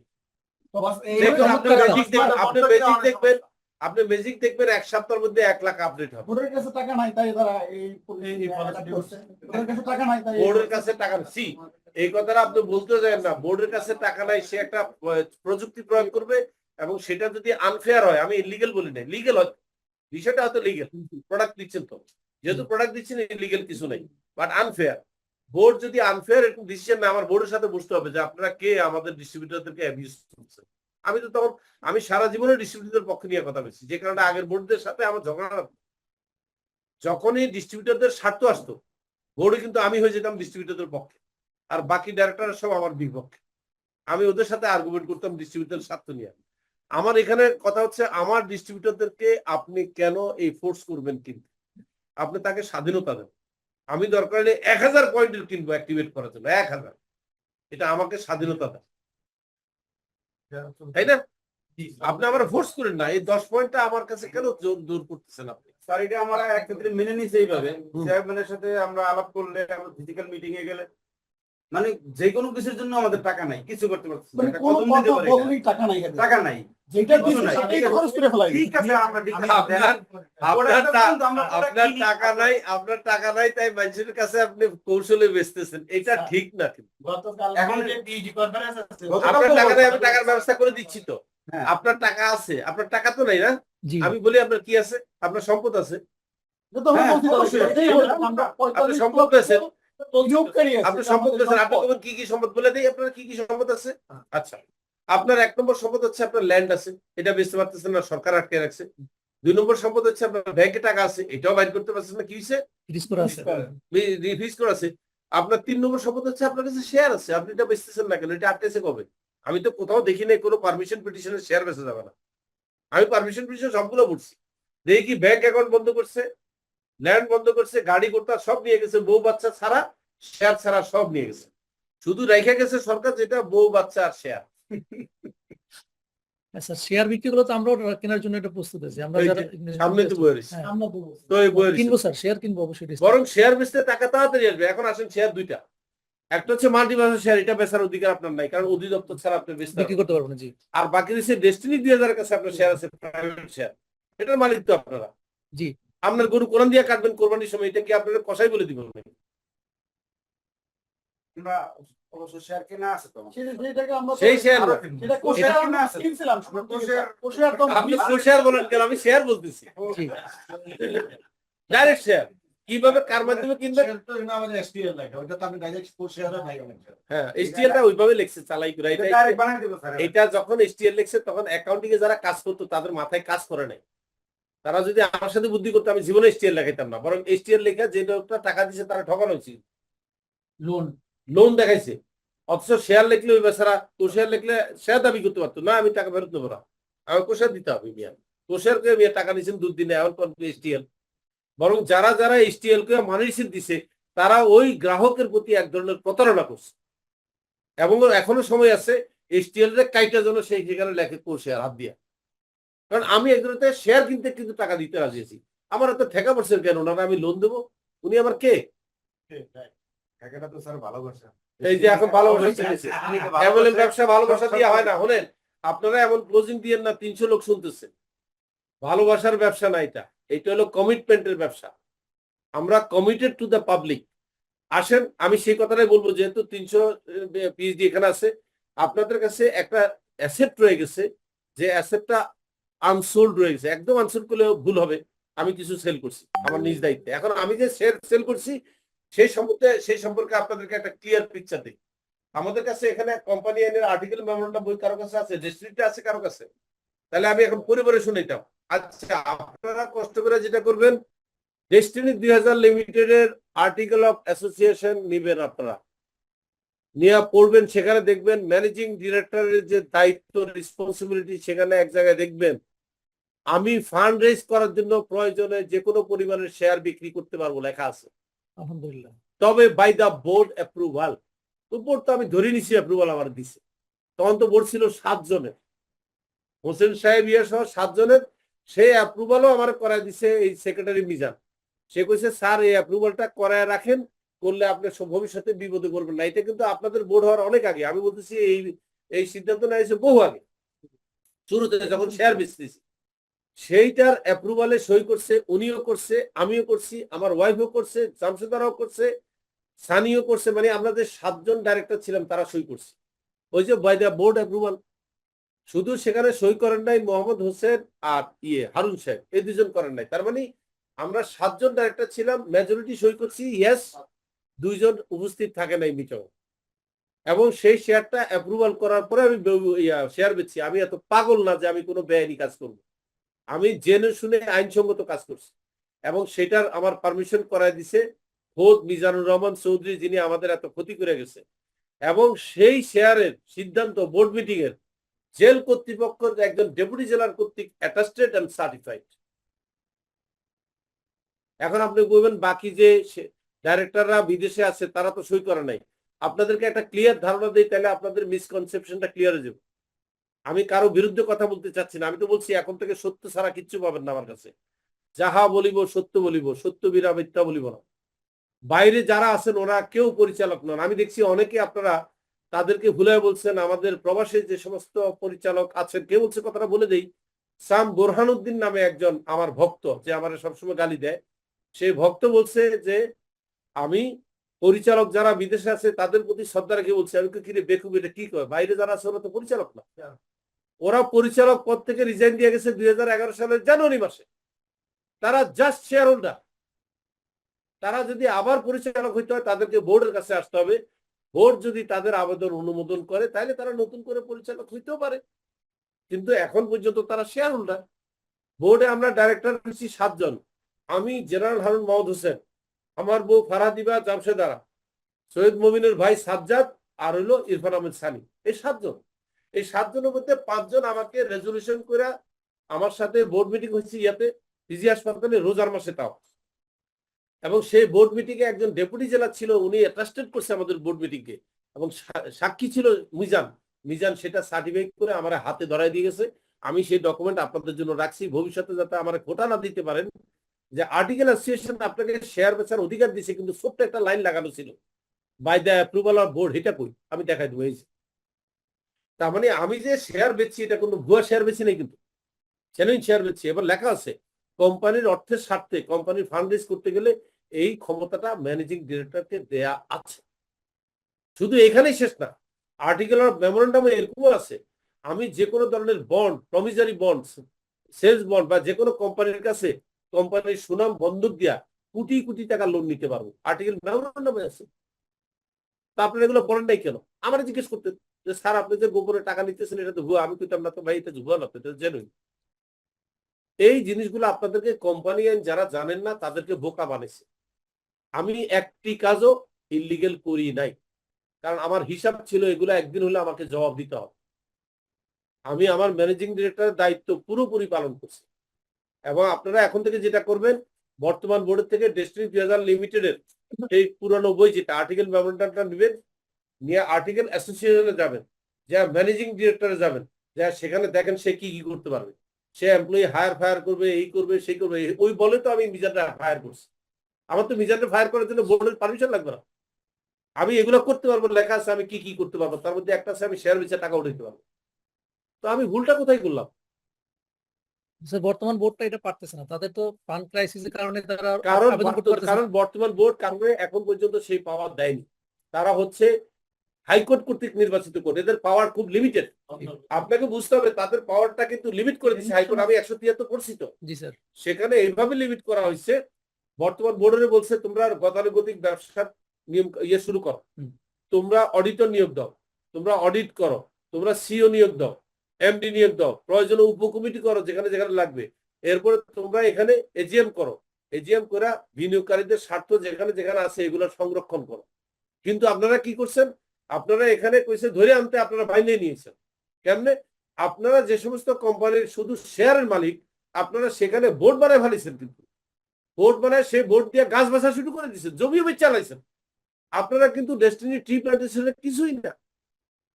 আপনারা কোন সাহসে এই কাজ করছেন? কে আপনাদেরকে অথরিটি দিচ্ছেন? ডেস্টিনি 2000 লিমিটেডের গাছ বেচলেন, জমি বেচতেছেন, টাকা নিয়ে ফেলাইছেন, মাল্টিপারপাসের আপনার এই যে হোটেল বেচতেছেন। ওরে বাপ রে বাপ, আপনি তো মাল্টিপারপাসের জায়গা যখন ধরছেন তখন জানেনই যে আপনার যে জেল কনফার্ম হয়ে গেছে। কারণ আপনি মাল্টিপারপাসের সম্পত্তি তো পারেনই না বেচতে। চট্টগ্রামের হোটেলে ডেস্টিনি 2000 কিছু না, পুরোটার মালিক মাল্টিপারপাস। না না, এটা পুরোটার মালিক মাল্টিপারপাস। তাহলে ওনারা কি করে এটা 40 বছরের জন্য লিজ দিয়ে কোটি কোটি টাকা নিতেছে? কে ওনাদেরকে এই সাহস দিছে? কোথায় লেখা আছে 173 এখানে যে আপনি অন্য কোম্পানির শেয়ার হোল্ডার হিসাবে তাদের যে কোনো সম্পত্তি বেশি লিকুইডেট করতে পারবেন। সবাই তো এখন গলার মধ্যে আইনের ঘন্টা একটা বাজায় নিছেন, দেখেন না কি বিপদে পড়েন যদি ডিস্ট্রিবিউটর কেউ চালাক হয় আর যদি একটা মামলা আপনাদের বিরুদ্ধে ঠুকে দেয়, মাল্টিপারপাসের একজন যদি ঠুকে দেয় যে আমার মালিকানাধীন সমিতির জায়গা ডেস্টিনি 2000-এর অমুক বোর্ড এই কাজ করছে, আমি এদের বিচার চাই, কোথায় যাবেন আপনারা? আপনি ডেস্টিনি 2000-এর বোর্ড হয়েছেন একেবারে পুরো 34টা কোম্পানি আপনার মাথা কিনা ফেলেছেন, আবারও শিখান কোম্পানি আইন। আমি কোম্পানি আইন পড়ছি, অক্ষর অক্ষর পড়ছি যে আমার লিমিটেশন কতটুকু। আপনারা কেউ ডেস্টিনি 2000-এর মালিক না, আপনারা ডেস্টিনি 2000-এর শেয়ার হোল্ডার। একটা লিমিটেড ফার্মের কেউ কোনোদিন মালিক হইতে পারে না, কারণ লিমিটেড ফার্ম নিজে একটা সত্তা, একটা মানুষ, একটা মানুষের আরেকজন মানুষ মালিক হয় না। এগুলো তো আপনারা জানেন না যে একটা লিমিটেড ফার্ম নিজে একটা সত্তা, যে কারণে আদালত তাদেরকে ধরছে, বাদীরে ধরছে যে তুমি সবার বিরুদ্ধে মামলা করলা, ডেস্টিনি 2000 ট্রি প্ল্যান্টেশন ডিএমসিসির মধ্যে মামলা করলে না কেন? তো আমাদের মাথায় এটা আসে নাই, কারণ তারা বুঝে নেই এটা যে একটা সত্তা, এটাও যে একটা আসামি হইতে পারে, মনে করছে এটা তো একটা নাম, তারা আসামি বানায়, আমার লাভ কি? তারা কোম্পানিকে আসামি না বানায় কি ব্লান্ডার করছে দেখেন। তারা কোম্পানিকে আসামি না করে তারা কোম্পানির সম্পত্তি ক্রোপ করছে, তারা কোম্পানির ব্যাংক অ্যাকাউন্ট ক্রোপ করছে, অনেক বড় গর্হিত অপরাধ করছে বাদী, এবং এটা তাকে ক্ষতিপূরণ দিতেই হবে। আইনি লড়াই আমি করব, এই মামলার আইনি লড়াই আমি করবো। আমাকে শুধু সিইও হিসাবে দোনোটা কোম্পানি আমাকে নিয়োগ দেখ, আমি সিইও নিয়োগ চাইছি এই একটা কারণে যে মাল্টিপারপাসে আমাকে সিইও নিয়োগ দেখ, এই মামলা আমি লড়বো, ডেস্টিনি 2000 আমার নিয়োগ দেয়, এটাও আমি লড়বো।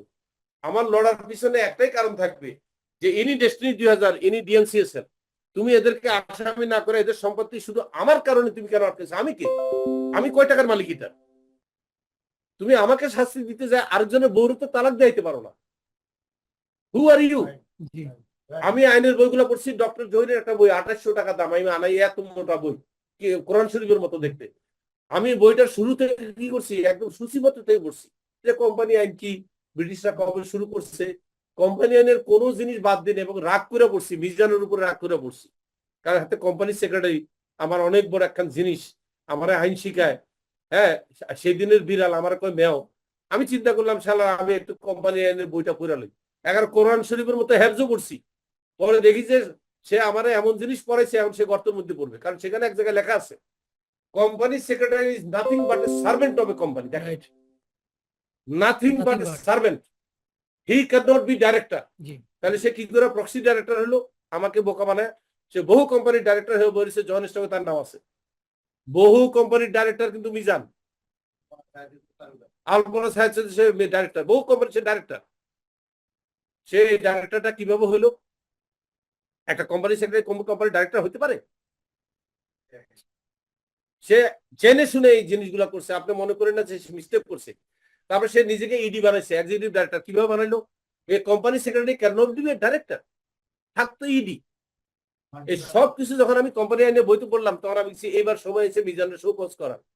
এরপরে তাকে আমি শোকজ করেছি, 17 পাতার শোকজ, যেটা আপনাদের কার কাছে আছে আপনারা ডিসক্লোজ করে দেন, অনলাইনে এর কাছে আছে। আপনারা একটি লোক সেই 17 পাতার শোকজ নিয়ে মিজানের প্রশ্ন করলেন না যে রফিকুল আমিন যত খারাপ লোকই হোক এই 17 পাতার এই শোকজের উত্তর দেন। আপনি উল্টা কি করছেন, তারে দিয়ে আপনারা ওয়েব প্রেজেন্টেশন করতেছেন, জুমে বক্তৃতা দিচ্ছেন, সে সঞ্চালক হিসাবে আপনাদেরকে এখন আপনাদের সামনে বক্তব্য রাখিবেন অমুক। আবার তারা বলতেছে যে আর প্রতারণা করেন না, মাপ চাই, খাদের মধ্যে ফালাইয়েন না। আরে বেটা, প্রতারণা করে গেছিস তোরা, এই দেশ থেকে যেদিন ডেস্টিনি তালাক দিয়ে চলে গেছো সেদিন তোরা প্রতারণা করেছিস।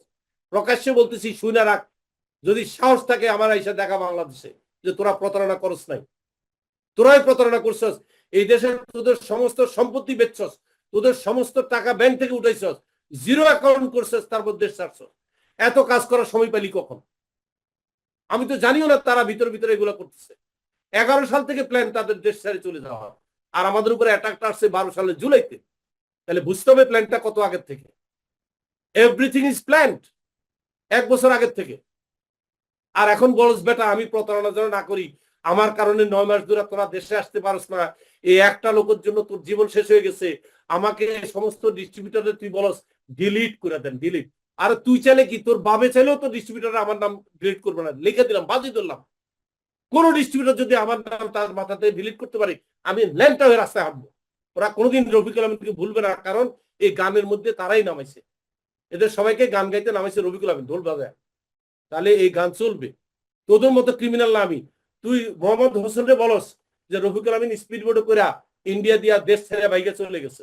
কবে বলছে? আমি যেদিন সারেন্ডার করছি তার আগের দিন রাত্রে হোসেন সাহেব আইসে সারেন্ডার করতে। আমি জিজ্ঞাসা কি ব্যাপার আপনি আইসেন? আপনার তো ডাকি নাই, সারেন্ডার তো করবো আমি আর জেনারেল হারুন।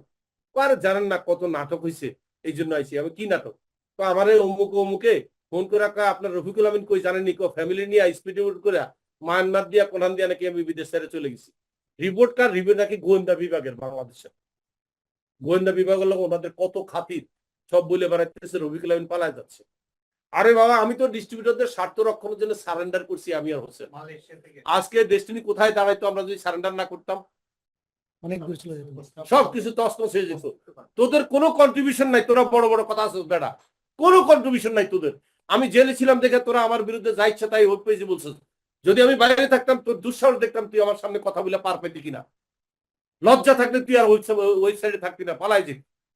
আরেকজন বলে আমি খাদের মধ্যে ফালাই দিছি যেদিন ডিটুকে অ্যাসিড করছি। আরে বাবা, ডিটুকে অ্যাসিড কেন করছি সেটা তো ফেসবুকে বলবো, সেটা নিয়ে আজকে নাই বললাম, জি স্যার। আরেকদিন বলবো। আমি কিন্তু আপনাদেরকে বাঁচানোর জন্য সারেন্ডার করছি, আজকে বলে দিই। জি স্যার। সমস্ত পিএইচডিরা শুনে রাখেন, আপনাদের ভবিষ্যতের কথা চিন্তা করা, সমস্ত ডিস্ট্রিবিউটরের স্বার্থ চিন্তা করা। আমি চিন্তা করছি আমি এই খেলার শেষ দেখা ছাড়বো। আমাকে অফার দিছে বিদেশ চলে যেতে, আমাকে বলছে সমস্ত মামলা উঠাই দেবো, ডেস্টিনি বন্ধ করে দেন, একটা কোম্পানি বন্ধ করে দেন ডেস্টিনি। আমি বলছি সরি, আমার পক্ষে সম্ভব না। প্রথমে আমি বলছি ডেস্টিনি বন্ধ করলে লক্ষ লক্ষ লোক বেকার হয়ে যাবে এবং এইগুলা নেগেটিভ ভোট হবে, সরকার পতন হবে, তো আমরা ভোট নিয়ে চিন্তা করি না। তারপরে দিন আমার বলে বিদেশ চলে যান। আমি বলছি কিভাবে যাব? তো আপনাদেরকে এয়ারপোর্টে নামাই দিয়ে আসবো, বোবাচ্চারা ডাকেন, টিকিট কাটবেন, চলে যাবেন। আমি তারপরে মিডিয়ারে কি বলবেন আমি কোথায় আছি? তো মিডিয়ারে বলবো যে পুলিশের পাহারা থেকে পালাই গেছে আর 2-4 জন কনস্টেবলরে আমরা সাসপেন্ড করে দিব। আমি বাহ, ভালো প্ল্যানই তো বলছেন। আমি এরকম প্ল্যান আর কয়জনের উপরে বাস্তবায়ন করছেন চিন্তা করে পারতেন? একটা লোক আমাকে ঠান্ডা মাথার বুদ্ধি দিচ্ছে দেশ ছেড়ে যাওয়ার জন্য, যে লোকটা নাকি 4400 কোটি টাকার প্রতারণা করছে। সো কল্ড যে লোকটা 4400 কোটি টাকার প্রতারণা করছে তাকে বাদী শিখিয়ে দিচ্ছে আপনি দেশ ছেড়ে চলে যান, আপনারা আগায় দিয়ে আসবেন। তাহলে দুর্নীতিবাজ কে, আমি না তারা? Who is corrupted? তাহলে এবার বলেন, এগুলো দুঃখের কথা, এগুলো এখন বলতে চাইছি না। আমি চাইছি বর্তমান প্রধান উপদেষ্টার সাথে দেখা করার পরে আপনাদেরকে কথাগুলো বলবো, ওনারাও বলবো যে স্যার আমার প্রতি এই জুলুম করা হয়েছে, আমি ন্যায় বিচার চাই। আমি সারা বাংলাদেশের মানুষের কাছে এই বিচার চাবো, সারা বিশ্বের কাছে চাবো যে আমার প্রতি অন্যায় করা হয়েছে। যারা যেই দুজন ব্যক্তি আমাকে অন্যায়ের মধ্যে ফাঁসিয়েছে আমি তাদের প্রকাশ্যে বিচার চাই। সেই তৌফিকুল ইসলাম এবং মোজার আলী সর্দার, এই দুজনের বিচার চাই আমি। আমাদের চেয়ারম্যান সাহেবকে এরা দুজনে মিলে মারছে, পিটাইছে, গরুর মতো পিটাইছে। আমাকেও পিটানোর জন্য রেডি করছে চোখ টোক বাইন্দা। কি মনে করে তৌফিকুল ইসলাম আমার চোখ ছেড়ে দিচ্ছে। এবং যে ব্যক্তিটি মারছে আমি তার নাম এখন বলবো না, এটা আমি প্রধান উপদেষ্টার কাছে বলবো, গোয়েন্দা বিভাগের কাছে বলবো যে কেন মারা হয়েছে, আমি এটার বিচার চাই। দুদু কোনোদিন একজন আসামিকে নিয়ে পিটাবে এটা বিধানে নাই। রিমান্ড মানে রিমান্ড, জিজ্ঞাসাবাদ। পিটাবে কেন এখানে? এবং পিটায় আমাদেরকে দিয়ে বাধ্য করছে 164 দিতে, 164 আমাদের থেকে জোর করে এলাকায় নিচ্ছে যে আমরা এই অপরাধ করছি, লেখাই না, আমাদের থেকে সিগনেচার নিছে। তারপর আমি আরেকটা জিনিস দেখছি, তো প্রায় 100-র মতো ডায়মন্ড পিএইচডি নিয়ে গেছে তারা মতো দুদুকে আমার বিরুদ্ধে লেখানোর জন্য। আমি দেখি কি একটা ডিস্ট্রিবিউটর আমাদের বিরুদ্ধে লেখা নেই, সবাই লিখছে যে ওনারা ছেড়ে দেন, আমাদের বিরুদ্ধে ওনাদের বিরুদ্ধে কোনো অভিযোগ নাই। এই কাগজগুলো কিন্তু বাদীরা কিন্তু কোর্টে জমা দেয়নি। আমি কিভাবে পাইছি এটা বলি। আমাদেরকে একটা রুমে আটকে ঘুমাইতে দিছে, এসি চলতেছে, আমাদের কোনো রিমান্ড নাই, খালি রেখে দিছে বস্তার মতো ভালো হয়েছে। কারণ রিমান্ড তো তারা লিখতেছে, কাগজ এনে সই করাবে। হঠাৎ করে আমি দেখি কি কাগজ একটা বালিশ বানাইতে যাই কি এক বন্ধা কাগজ, এগুলো কি খুলে দেখি কি আমাদের ডিস্ট্রিবিউটরদের চিঠি। তাদেরকে লেখাইছে যে এই চিঠি, তারা সবাই লিখছে। একজন তো লিখছে নারায়ণগঞ্জে, সে লিখছে আমি একসময় ডাকাতি করতাম, ডেস্টিনি ধরে ডাকাতি ছেড়ে দিছি, দয়া করে আবার ডাকাতিতে ফেরত যাওয়ার জন্য বাধ্য করেন না। একজন এইভাবে লিখছে, আমি তার নাম বলবো না, আমার এত ভালো লাগছে তার কথাটা, তার বাড়ি নারায়ণগঞ্জ। দেখেন কত খারাপ খারাপ লোকদেরকে আমরা মানুষ বানাইছি। আর এই দুদুকে আমাদের নিয়া এদেরকে পিটাইছে, বলছে সাক্ষী হবি না আসামি হবি। যে কারণে এই মামলাতে খেয়াল করে দেখেন একটা ডিস্ট্রিবিউটর সাক্ষী নাই, পারছে বাধ্য করতে পারে নাই। এবং জজ সাহেব এটা জিজ্ঞাসা করছে যে ওনার বিরুদ্ধে কোনো সাক্ষী নাই কেন। ডিস্ট্রিবিউটার স্যার ওনারে ভয় পায়, আর উনি তো একটু ম্যাজিক জানে, তো এই জন্য তারা ইয়া হইতে চায় না। আবার একজনে বলছে ভালো, পিপি বলছে না স্যার ব্যাপারটা হচ্ছে টাকা তো 10,000, এটার লেগে মামলা করতে দেখা গেছে ফাইল করতে 2,000, উকিল খরচ 5,000, তো দেখা গেছে যা শেষ হয়ে গেছে। তো মামলা করে আর কোনো লাভ হয় না, এই জন্য নাকি মামলা করে না। আমি বললাম মিয়া, লক্ষ লক্ষ টাকা বিনিয়োগ করছে, এরকম কত দেখতে চান আপনি? 20 লাখ, 25 লাখ, 50 লাখ, সে লোক মামলা করলো না কেন? 1 কোটিও আছে। তারা মানতেই রাজি না যে আমি কোনো অন্যায় করি নাই। তাদের কথা হচ্ছে আমি অন্যায় করছি কি, এমএলএম নামক প্রতারণা ব্যবসা করে এদেরকে ধোকা দিছি। তো ধোকা দিছি, যে ধোকা দিছি সে কই? তারা নিয়ে আসেন আমার সামনে, আমি চেহারাটা দেখি। আমার উকিল কিন্তু একটা ভালো জেরা করছে, কিন্তু বলছে উনি গাছ বেচছে কত সালে, 2008 সাল থেকে। কত সাল পর্যন্ত বলছে? 12 সাল। ওনার টাকা দেওয়ার কমিটমেন্ট কবে? 24 সাল। তাহলে তো আপনি ওনাকে অ্যারেস্ট করছেন বহুত আগে, ঠিক আছে? আর কোনো কথা কয় না, জেরাতে আটকে গেছে। উনি কমিটমেন্ট ফেল করার বহুত আগেই তো আপনি তারা আটকাইছেন। আর কোনো কথা কয় না, বাদি একদম আটকে গেছে, বুঝে না যে এইভাবে জেরা হবে। জজ সাহেব শুনতেছে, তাই তো, উনি তো প্রতারণা করার সুযোগ পাওয়ার আগে তো আপনি আটকাইছেন। আপনারা তো এই ট্রায়াল গুলো শুনেন নাই। যদি ভিডিও ব্যবস্থা থাকতো তাহলে এই ট্রায়াল গুলো সারা বাংলাদেশ দেখতে পারতো। আমাদেরকে নিয়ে যা তামাশা হয়েছে, যা নাটক হয়েছে, এই নাটক আমরা একটা ধারাবাহিক নাটক বানাইতে পারবো বৈশাখী টিভিতে, এবং আমি বানাবো। আমার পুরো ঘটনা সব মনে আছে। হ্যাঁ, সেটাই। আমি এই পুরো ঘটনা ডেস্টিনি ডিজাস্টার নিয়ে কিন্তু আমরা সিরিজ বানাবো, কিন্তু সিনেমা না, সিরিজ। ওই যে ইন্ডিয়াতে যে দেখেন না কাহানি ঘর ঘর কি, এরকম বানাবো। এবং তখন আপনাদের কাছে রিয়েলিটি আসবে, আসলে ডেস্টিনি কি ঘটছিল, বিহাইন্ড দি স্ক্রিন কি ঘটছিল, সবাই জানতে পারবেন। ডেস্টিনি কোনোদিন কারোর সাথে প্রতারণা করে নাই। রাইট। ডেস্টিনির কোনো পরিচালকরাও প্রতারণা করে নাই, এবং আমি মনে করি ডেস্টিনির কোনো এমপ্লয়িরাও প্রতারণা করে নাই। এই তো গেলে এক। ডেস্টিনির ডিস্ট্রিবিউটরদের মধ্যে আর্থিক অনিয়ম হয়ে থাকতে পারে, আমার জানা নাই। কেউ হয়তো টাকা নিচে জমা দেয় নেই, কেউ হয়তো এটা সেটা করছে। এটা আমার দায় দায়িত্ব আমার না, কারণ ডিস্ট্রিবিউটররা তো আমাদের কাছে বিক্রি যায়নি, সে স্বাধীন। তারে প্রথম দিন থেকে বলছি সে ইন্ডিপেন্ডেন্ট ডিস্ট্রিবিউটর, স্বাধীন ক্রেতা পরিবেশক। সুতরাং একজন ডিস্ট্রিবিউটর আরেকজন ডিস্ট্রিবিউটর থেকে বিক্রেতা তাকে 1 লাখ টাকা নিয়ে, সেটা দেখার বিষয় আমার না। বাট ডেস্টিনি কোনো প্রতারণা করে নাই, এবং করবেও না, কোনোদিন করবে না, যতদিন রফিকুল আলমিনের আদর্শ এবং রফিকুল আলমিন এখানে আছে ততদিন, ইনশাআল্লাহ। ডেস্টিনির সাথে প্রশ্ন আমার। ঠিক আছে? তো এখন সংক্ষেপ করি কথাটা। আপনাদের আর কারো কোশ্চেন আছে? আরো আছে পিএইচডি থাকলে করেন কথা। না, আমার যে প্রশ্নটা ছিল এটার উত্তর অলরেডি আমি পেয়ে গেছি, এই জন্য আমার নতুন কোনো আচ্ছা, প্রশ্ন next, নাই। বলেন নেক্সট কি? জি, আসসালামু আলাইকুম, সবাইকে মাহে রমজানের শুভেচ্ছা জানাচ্ছি। আমার প্রশ্ন হলো, আমরা আবার কবে বিজনেসে নামতে পারবো? আমি একটা ধারণা দিতে পারি, সেটা হচ্ছে টাইম বলা খুব মুশকিল। বসেন, টাইম বলা খুব মুশকিল, অর্থাৎ আমাদের সকল কমপ্লিয়েন্সেস বলতেছি লিগেল ম্যাটার্স গুলো সমাধান হওয়ার পরে আরেকটা কাজও আছে। যেহেতু আমরা ন্যূনতম একটা প্রোডাক্ট দিয়ে শুরু করতেই হবে, যেটা এফআই প্রোডাক্ট, নন এফআই না, এফআই ফ্র্যাঞ্চাইজ আইটেম। আমাদের ফ্র্যাঞ্চাইজ আইটেম হচ্ছে কাপড় কাচার সাবান, সেটা অন্তত তৈরি করে রাখি কয়েক লাখ পিস। আমি এটা শুরু করব হয়তো ঈদের পরে এই সাবান উৎপাদনে চলে যাব। অন্তত 10-20 লাখ সাবান আমি উৎপাদন করে স্টক করি, তারপর শুরু করি, যাতে আমি প্রোডাক্টটা কেনার সাথে সাথে দিতে পারি। ভার্চুয়াল প্রোডাক্ট যেন আর দেয়া না লাগে, কাগজ যেন আর না দেয়া লাগে, ট্রি প্ল্যান্টেশনের মতো, শেয়ারের মতো, যাতে কাগজ না দিয়ে প্রোডাক্ট দিতে পারি। যদিও কাগজ দেওয়াটা কোনো ইলিগাল কিছু না, বাট ভার্চুয়ালি দিচ্ছি, এই জন্য আমার কাছে এটা আনফেয়ার মনে হয়েছে যে প্রোডাক্টটা হাতে উঠে প্রোডাক্ট করি আর আমাদের তো এমন না যে আমাদের ট্রেনিং দিতে হবে। ট্রেনিং কিন্তু 12 বছর আমরা কঠিন ট্রেনিং দিচ্ছি, আর ট্রেনিং এর দরকার নেই। এখন সাবান কেমনে কিনতে হয় আমরা সবাই জানি। নেক্সট কি? পুরো প্ল্যানটা আমি দেখছি, আমার কাছে খুব ভালো লাগছে। তবে আপনার সিস্টেমে আরেকটা জিনিস দেখলাম যে মাল্টিপারপাসের জন্য আমাদের ইনকাম থেকে একটা 500 টাকা দিচ্ছি শেয়ার কেনার জন্য। ওইটা না, একটা হলো কি টিম সাপোর্টের জন্য। টিম সাপোর্টের জন্য হ্যাঁ, 10%। ওই জিনিসটা আমার কাছে খুব ভালো লাগছে। তাই নাকি? ধন্যবাদ, very sir. Good, very good. তিনটাই হ্যাঁ, খুবই ভালো। হ্যাঁ, বলেন জমা হচ্ছে আস্তে আস্তে। বলেন, আপনার নাই বলেন, এমদাদ বলেন। আসসালামু আলাইকুম। আমার বেশি কিছু বলার নাই, সব কথা চলে আসছে। এখানে আপনার কাছ থেকে আমরা মানে ট্রেনিং এ প্রাপ্ত যে কিছু বক্তব্য আমরা পাইছিলাম, সেখান থেকে কথা বলি। মানুষ যখন সমস্যায় থাকে তখন একটা সংসারে, যখন আমার সংসারটা ভালো চলছে, টাকা আয় করছি, খুব ভালো অবস্থানে ছিলাম, তখন কিন্তু আমি আমার ফ্যামিলিতে, আমার আত্মীয় স্বজনের কাছে আমি খুব ভালোই ছিলাম। হুম। যখন বিপদে পড়ছি তখন আমি এলাম সবচেয়ে খারাপ খারাপ। হয়ে গেছে। হ্যাঁ, এটাই স্বাভাবিক, এটা দুনিয়ার নিয়ম। আহ, খুবই অকর্মা, অনেক কিছু হয়ে গেছে।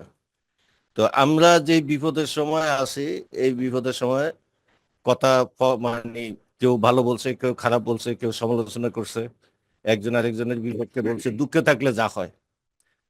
বাট এখন যে পরিপ্রেক্ষিতে আছে, যেখানে 45 লক্ষ ডিস্ট্রিবিউটরের পরিবার এই ডেস্টিনির প্রতি তাকায় আছে, সেখানে ওই যদি শেয়ার হোল্ডাররা বা উপরের ম্যানেজমেন্ট যারা আছে, ম্যানেজমেন্ট প্লাস শেয়ার হোল্ডাররা, আপনারা উপরে যারা আছেন, আপনাদের ভিতরে যদি ঐক্য যদি না থাকে, তুলছি, আপনি কি এবং বলছেন? আমি আপনি যখন আগ কইছেন আমি আমি একটু বলি, যেমন আজকে আসাম ভাই কিন্তু একটা প্ল্যান তৈরি করছে। হুম। এই প্ল্যানটা যদি আপনার সাথে যদি পুঙ্খানুপুঙ্খভাবে যদি ক্লিয়ার হইতো, হুম। তাহলে আপনার থেকে কিছু অংশ নিয়ে ওইখানে যোগ করতে, যে তুমি এইভাবে করো, বলছি যে তার ভালো এবং এখানে যোগ করবো, ওটা আপনি একমত আছেন। যেন তার যে অ্যাফিলিয়েটেড প্রোগ্রামটা হ্যাঁ। এটা আমি নিব তো। তাহলে না, আমি কোনটা বলতেছি, সেটা হ্যাঁ। যদি আপনার সাথে পূর্ণাঙ্গ শেয়ার করা হইতো, দুইজনের মতামত যদি ইয়ে করা হইতো, তাহলে এখন আপনি যখন একটা প্ল্যান নিয়ে কথা বলতেছেন, আর বাইরে থেকে কিন্তু আরেকটা জিনিস কিন্তু তৈরি হইতেছে, তাইলে এইটা এতদিন কি হইলো? হ্যাঁ। তাইলে এখানে কিন্তু একটা সাংঘর্ষিক হচ্ছে। সাংঘর্ষিক হবে না। না। আমার সাথে তার এখনো আলোচনার বাকি আছে, তো আমরা বসবো এখনো। আমি এখনো আপনাদের সামনে প্রকাশ্যে বলতেছি, আমার বিজনেস প্ল্যানে যদি কোনো জিনিস যদি দুর্বল বা ত্রুটিপূর্ণ থাকে, আমি এটা বাদ দেবো। আর যারা আগের বোর্ড যে প্ল্যান বানাইছে আশরাফের দ্বারা, কারণ আমি আশরাফের এককভাবে দায়ী করবো না, কারণ আগের বোর্ড চাইছে, সে ওই জন্য বানাই দিচ্ছে। আগের বোর্ড যে প্ল্যান বানাইছে সেখানে যেটা ভালো আছে আমি সেটা নিয়ে দেবো। না, ওইটা ঠিক আছে, এটা হবে। দুইটা মিলে একটা বানাবো। আমি যেটা চাচ্ছি সেটা হলো আমাদের ঐক্যটা যদি একটু মজবুত হয়, যে আমরা তো যা আছে আপনার কি এখন যেন আমরা যেন কারো বিপক্ষে কোনো কথা না বলে কাউকে ছোট না করি। সন্দেহ আছে? আমার দুঃখ আছে? আমার এখনো এক এক জায়গায় গেলে কিন্তু কথা এক না, একটা না, তৈরি কথা হয়। না। আমি যেগুলা ক্ষোভ প্রকাশ করছি শেয়ার হোল্ডারদের ব্যাপারে, এরা সংখ্যায় 7-8 জন, একান্তই 7-8 জন। কারণ 49 জন শেয়ার হোল্ডারের মধ্যে 7-8 জন বাদ দিলে আমি চ্যালেঞ্জ করলাম, বাকিরা সবাই আমার কথা পছন্দ করছে, আমি চ্যালেঞ্জ করলাম। এই 7 জন করে নাই। এই 7 জনের বিরুদ্ধে আমার স্পেসিফিক অভিযোগ আছে। 7 জনও না, হিসাব ভুল। সেটা 5 জনও না, আমার আরো ছোট। আমি বলি, আমার স্পেসিফিক অভিযোগ ছোট হয়ে গেছে আরো।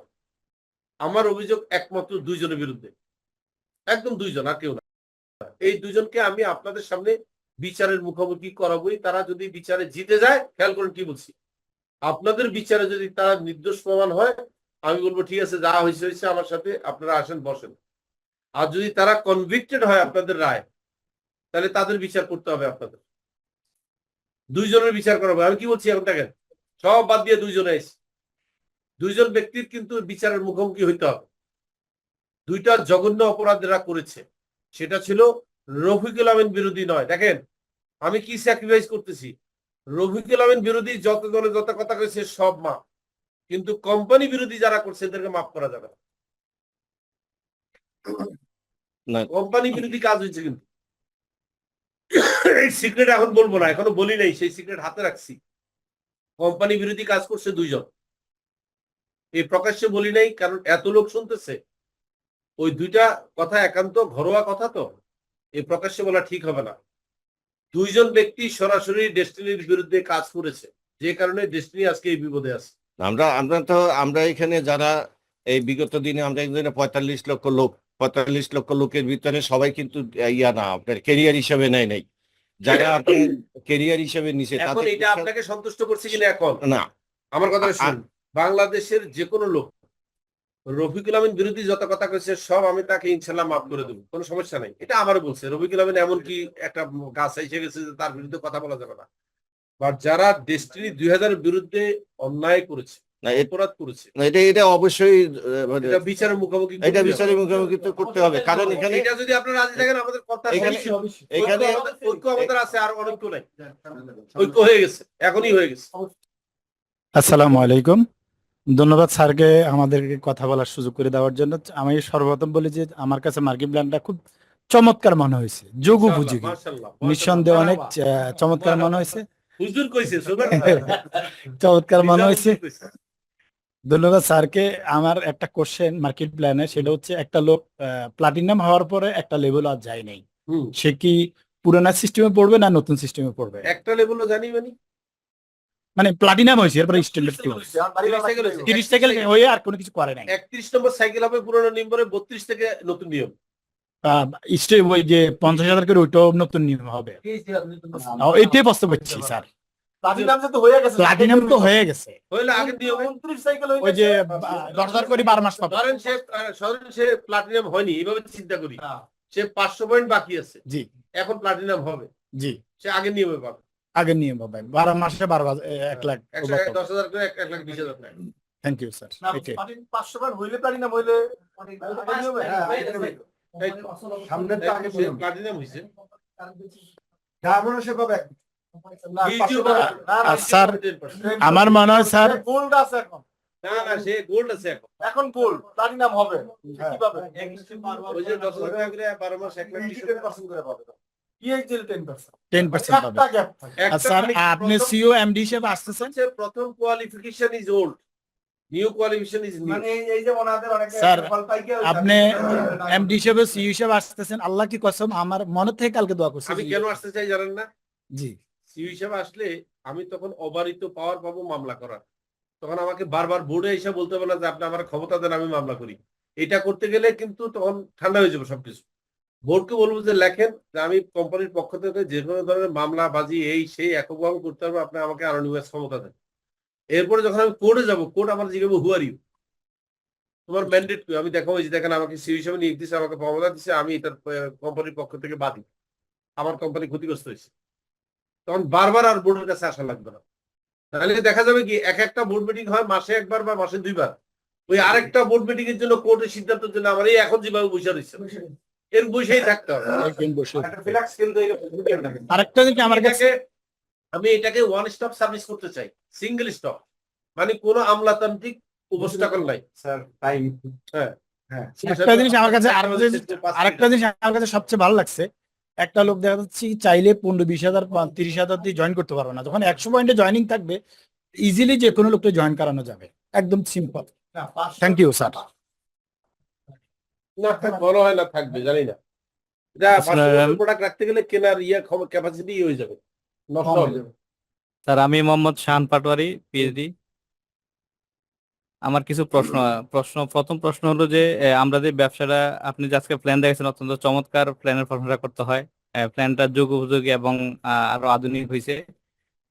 আর ব্যবসার যে পরিবেশের জন্য আমি একটু কথা বলবো। ব্যবসার পরিবেশটা আমাদের তৈরি করা খুবই জরুরি। যেমন মাঠ পর্যায়ে আমাদের এই আমরা যারা দেখা গেছে যে এসোসিয়েট লেভেল ধরেন 1 লেভেল 2 লেভেল বা শুধুমাত্র সাইকেল হোল্ডার, এই লেভেল গুলোই বেশি আমাদেরকে এদিকে এখন নতুন প্ল্যান দেখাবে। ডিস্টার্ব করে। যে বিষয়টা সেটা হলো যে বিনিয়োগের বিষয়গুলা। তো এটা আমি মনে করবো স্যার আপনি বৈশাখী টেলিভিশন যেহেতু আমাদের একটা মিডিয়া আছে চমৎকার এবং দৈনিক ডেস্টিনি প্রিন্ট মিডিয়া আছে, এগুলোর মাধ্যমে বিভিন্ন সময় আমাদেরকে এই বিষয়গুলোতে বক্তব্য দেবেন। আপনার নাম জানি কি কইছেন? আমার মোহাম্মদ শাহান পাটোয়ারি। শান পাটোয়ারি। শুনেন, জি এগুলো করতে হইলে আমাদের তো ঘরোয়া মিটিং এখনো শেষ হয়নি, এখনো তো আপনারা আমি ফেজ 2 ফেজ 3 ফেজ 4 দেখাইনি, জি স্যার। ওগুলা দেখাইলই, ডায়মন্ডরাও দেখেন। জি স্যার, যতটুকু মানে দ্রুত করা যায় আর কি। আপনি আপনার অবস্থান থেকে জি আমরা জি পুরো জি ফেজটাকে দেখালে ঘরোয়া পরিবেশে। জি স্যার। আমরা এমনও তো হইতে পারে যে আমার মার্কেটিং প্ল্যান একটু চেঞ্জ করতে হইতে পারে, জি তো আমি কি করবো তখন? আমি কিন্তু বলছি এটা ফাইনাল লাগে, জি আমি প্রেজেন্টেশন দিছি, জি আপনাদের থেকে কোনো অবজেকশন না আসলে একটা টাইম দিয়ে দেবো যে এতদিনের মধ্যে ধরেন আমি টাইমটা এখনই দিয়ে দিই জি যে আগামী 30শে এপ্রিলের মধ্যে যদি কোনো অবজেকশন না আসে মে মাসের 1 তারিখে আমি মার্কেটিং প্ল্যান ছাপাই দেবো। ইনশাআল্লাহ। এখন 30শে মে পর্যন্ত আপনাদের দরজা খোলা রইল, যে কোনো ক্রিটিসাইজ, যে কোনো পরামর্শ, যে কোনো সাজেশন আমাকে দিতে হবে হোয়াটসঅ্যাপে, জি কারণ আমাকে পাবেন কই দিয়ে বলুন যে আপনার সাথে একটু কথা আছে, দেখেন তো মার্কেটিং প্ল্যানের এই জায়গাটা কেমন জানি লাগছে, এটা এই করা যায় কিনা। আমি ওপেন বুক ভাই, একদম খোলা বই, আপনি আমাকে রিড করতে পারবেন এইভাবে, আমার কাছে কোনো সিক্রেট নাই, সিক্রেট আমি বিশ্বাসও করি না। জি স্যার।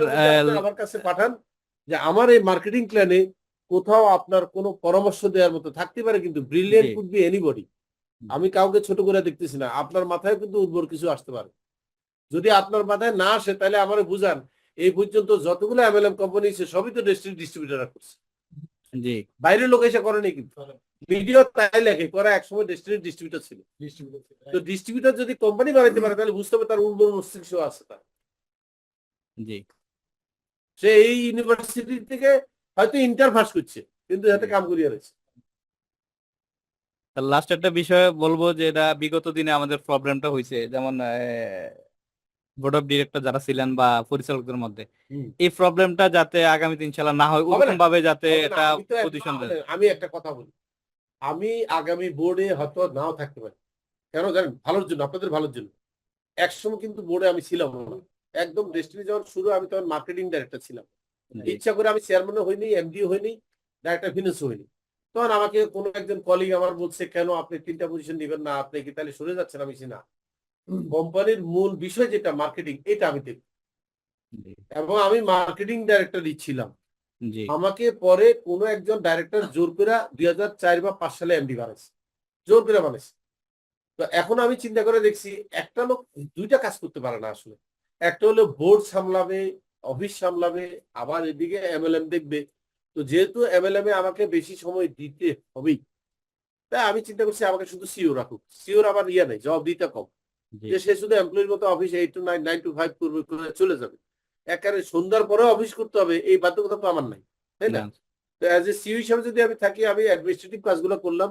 আর যদি আমি ডাইরেক্টর বোর্ডে না থাকি, আমার জি, জন্য সেফ। আমি হয়তো এই প্রস্তাব দেবো আগামীতে, জি, বলবো যে ভাই আমি ডাইরেক্টর আসি, কিন্তু আমাকে ছুটি দিতে হবে 1 সপ্তাহে, যে আমি বোর্ডে আসতে পারবো না। আমি হয়তো 3 মাস 4 মাস পর একটা বোর্ড মিটিং আসবে, তোমরা আমার কাছে মাইনাস পাঠা, আমি সই করে দেবো, পছন্দ হইলে।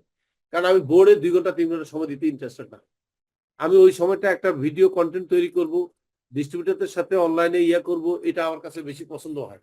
আমি একটা প্রোডাক্ট রেডি করব, একটা পার্টির সাথে কথা বলবো। আপনাদের একটা ভালো খবর দেই, জি, আমরা অলরেডি আপনিও জানেন না, কোরিয়ার থেকে বিশাল বড় একটা কোম্পানি এসে আমার সাথে সেদিন বসছে। তুমি জানেন না? আপনি জানেন ছিল। এই কোম্পানি আমাদেরকে স্যামসাং স্ট্যান্ডার্ডের ফোন দেবে, একদম ওই স্ট্যান্ডার্ড। ভালো, এবং সেই ফোনে 2টা অ্যাপস দিবে নতুন। একটা অ্যাপস হচ্ছে হোয়াটসঅ্যাপের মতো, আমাদেরকে একটা হোয়াটসঅ্যাপ বানাই দিবে, যেটা ডেস্টিনি হোয়াটসঅ্যাপ। এবং এই হোয়াটসঅ্যাপে আমরা কথা কমো, আর কেউ ঢুকতে পারবে না। তো এই ডেস্টিনি লোকেরা এই হোয়াটসঅ্যাপ ইউজ করতে পারবে, এটা ডেস্টিনি হোয়াটসঅ্যাপ। দ্বিতীয়টা হচ্ছে আমরা নিজেদের মধ্যে ইচ্ছা মতো কথা বলা, ইচ্ছা মতো লেনদেন সব আমরা করতে পারবো, আমাদের বাইন্ডার বের কি যেতে পারবো না। এবং এটা অনেক সস্তায় দিবে। এবং সে সরাসরি আমার সামনে বসে ফোন দিচ্ছে কোরিয়াতে, আমার সাথে ওয়েস্টার্নে বসে দাওয়াত খাইছে, উনিও ছিল। এটা একটা ভালো খবর। আর একটা হচ্ছে কোরিয়ার number 1 brand, best skin care product আমাদের ব্র্যান্ডে দিতে রাজি হয়েছে। এবং আমাকে দাওয়াত দিচ্ছে, তোমরা যদি গভর্নমেন্ট পারমিশন দেয় ট্রাভেলে গেলে, তুমি ঈদের পরে কোরিয়া বেড়ায় যাও। তো আমরা তো ব্যবসা শুরু করার আগে শুরু করেছি, তাই না? তারপর আসেন হংকং এর কথা বলি, মানে ওয়ার্ল্ডের যে, আবার মালয়েশিয়াতে আমাদের যে বায়োলাইট, জি, আমাদের যে ডক্টর পিপার সিঙ্গাপুর থেকে, সবাই আমার সাথে যোগাযোগ করছে।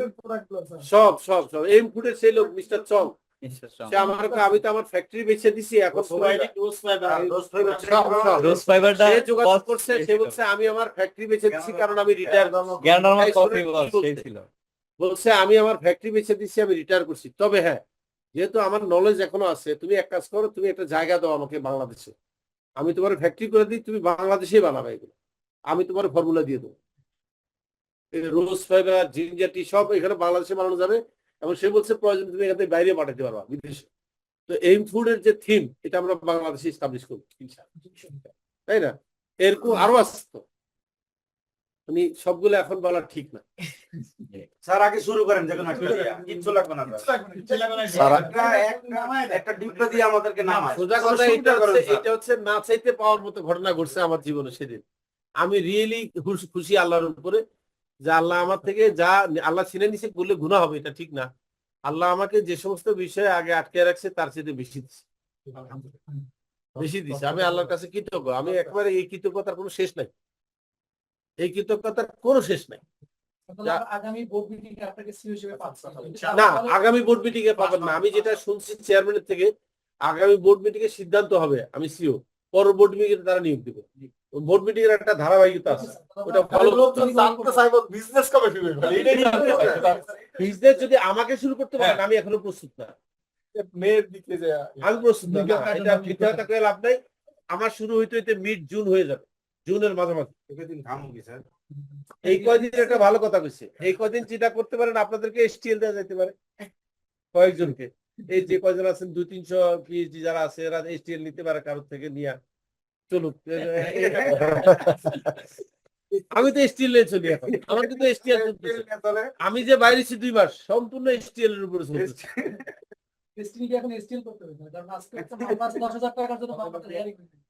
আমার কথাটা শুনেন, আপনার নাম কি?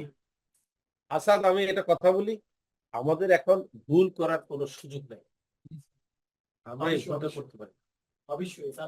আমাদের সেকেন্ড টাইম আর কোনো বিপদে আর এরকম করতে কোনো চাই। শঙ্কা রাখা যাবে না। মাপ চাই, একটু সবর করেন, একটু সবর করেন, আসার সময় দেন, সেও ঠান্ডা মাথায় অ্যাপ্লিকেশনটা করে নেক লাইসেন্সটা, তার উপরে আপনারা চাপ দিন না। আমি বুঝতেছি তার উপরে আপনারা একটা মনস্তাত্ত্বিক চাপ দিয়ে রাখছেন, যে কারণে তারও মাথা খারাপ হয়ে গেছে। তারাও বলেন যে ঠিক আছে আপনি আস্তে ধীরে লাইসেন্সটা নেন, আমরা আপনাকে সময় দিচ্ছি, আগে বলে ফেলাইছেন, বুঝে ফেলাইছি, কেন বলছেন এখন সম্ভব না, একটু দেরি হোক হোক। আচ্ছা ভাই, এই জায়গাটা সমস্যা না, সমস্যাটা হলো আমাদের কাছে যে তথ্যটা আসে সেটা হলো বোর্ডে বিষয়টা পাস হয়েছে, অনুমোদন হয়েছে। না, বোর্ড এটা শুধু সিদ্ধান্ত হয়, বোর্ড সিদ্ধান্ত দিচ্ছে না, এই কথাটা সঠিক না, এই কথাটা সঠিক না। আমাদের প্রশান্ত বাবু বলছে যে আমরা সিদ্ধান্ত দিচ্ছি, কথাটা সঠিক না। আমরা বলছি যে 2-3টা বোর্ড মিটিং এ এটা যাইতে হবে, একটাতে প্রস্তাব আসবে, একটাতে ডিসকাশন হবে, একটাতে পাস হবে। তো বলছে আমি শুধু একটা জিনিস করতে পারবো, যেটা আমাকে উনি বুঝাইছে, যে 102 নম্বরে এটা নিয়ে প্রস্তাব আসছে, এটা আমরা অ্যাকসেপ্ট করে নিচ্ছি, যে প্রস্তাব হয়ে গেছে। এখন আমরা 103 নম্বরে এটাকে পাস করব, পাস করে আমরা এটা ইস্যু করবো 104-এ। আমাকে তাই বুঝাইছে উনি গতকাল।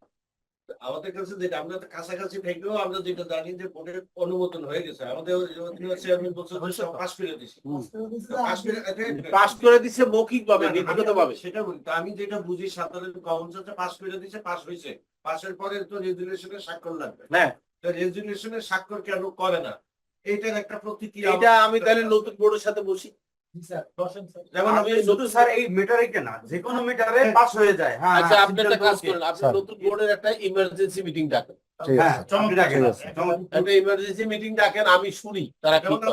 ঠিক আছে।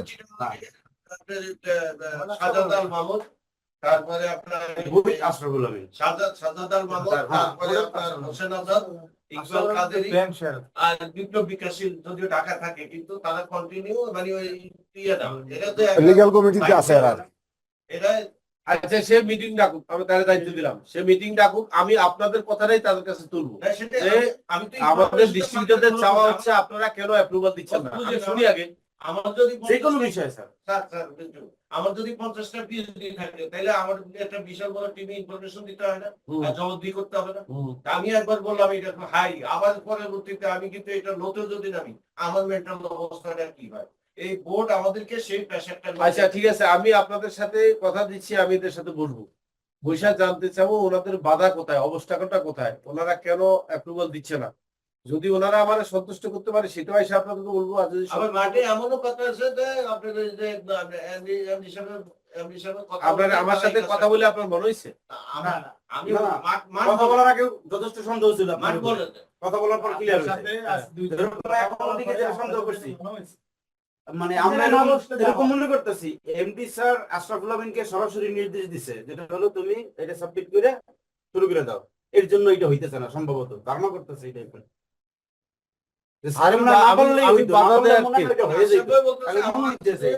আপনার কথা বলতেছে, ওনার সাথে কোনো সমস্যা নেই, উনি আমাদের বলে দিছে করতে। ঠিক আছে, কিন্তু তাহলে ওরা করে না। এখন ওদের কাছে জানতে হবে, ওদের কাছে জানতে হবে, নিশ্চয়ই কোনো ঘটনা আছে আমরা জানি না, কিছু একটা আছে। গতকালকে মিটিং এ যেটা স্যার বললো যে আমাদের দুটো বাধা আছে, একটা হচ্ছে আমাদের ফাইন্যান্সিয়াল সমস্যা। হ্যাঁ এটা কিন্তু বড়, ওই যে পকেটে টাকা নিয়ে নামতে হবে। অডিট কে স্যার 5 লাখ টাকা এখন না দিলে অডিট তো সে তো অডিট শুধু তা না, কিন্তু ফার্স্ট সময় হিট করলে ঘটনা ঘটে যাবে। অনেকে টাইম কিন্তু প্রশান্ত স্যার যে ফিনান্সিয়াল প্রবলেমের কথা বলছে, এটা সম্পূর্ণ মিথ্যা কথা। তাই হ্যাঁ, জানি না। স্যার পিএইচডি হিসাবে আমার তো আমরা একটা পাশে বক্তব্য দেখে আছে স্যার। দেখেছি।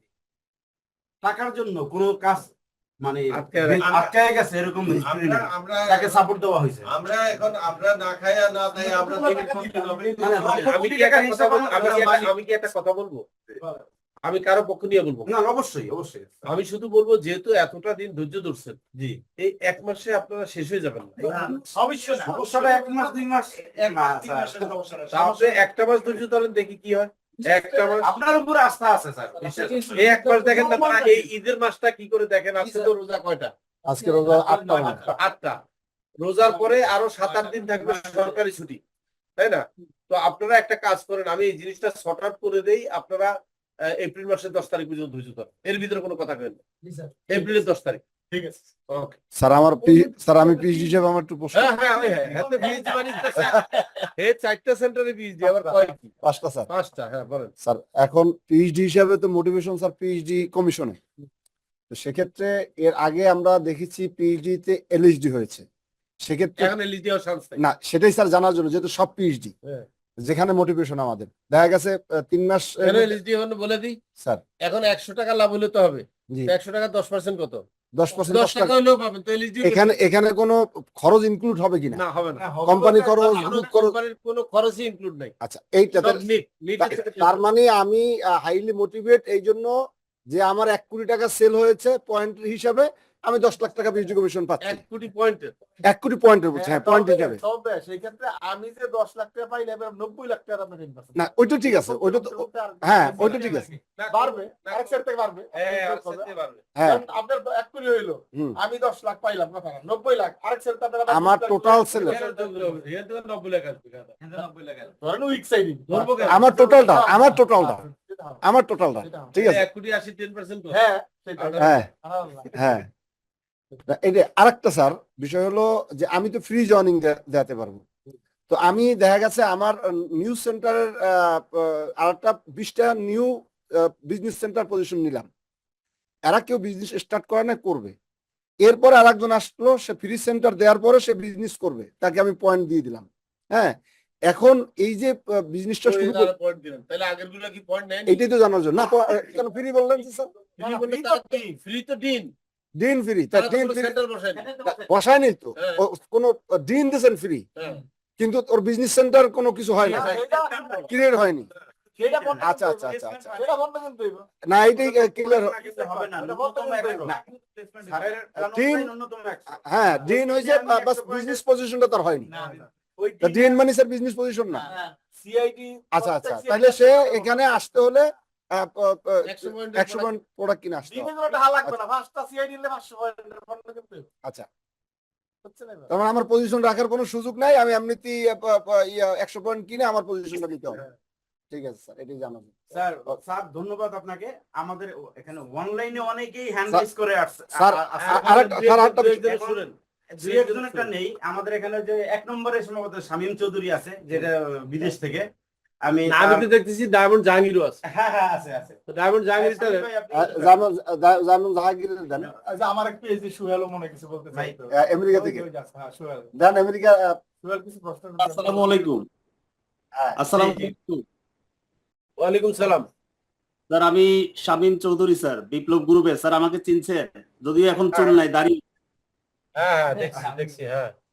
স্যার আমি তো এখন দুবাইতে আছি, তো আমি আপনারা বের হওয়ার পরে আপনাদের সাথে আমার খুব ইচ্ছা মানে একটু দেখা করার, কথা বলার, কিন্তু আমি সেই সুযোগটা পাই নাই। আপনার নাম্বারও ছিল না, চেয়ারম্যান স্যারের সাথে একটু কথা হয়েছিল। তো হ্যাঁ। আজকে আমরা সত্যিকার ভাবে বাইরে থেকে আমরা অনেক চাপে আছি, অনেক কিছু মিলিয়ে বিভ্রান্ত অবস্থায় আছি।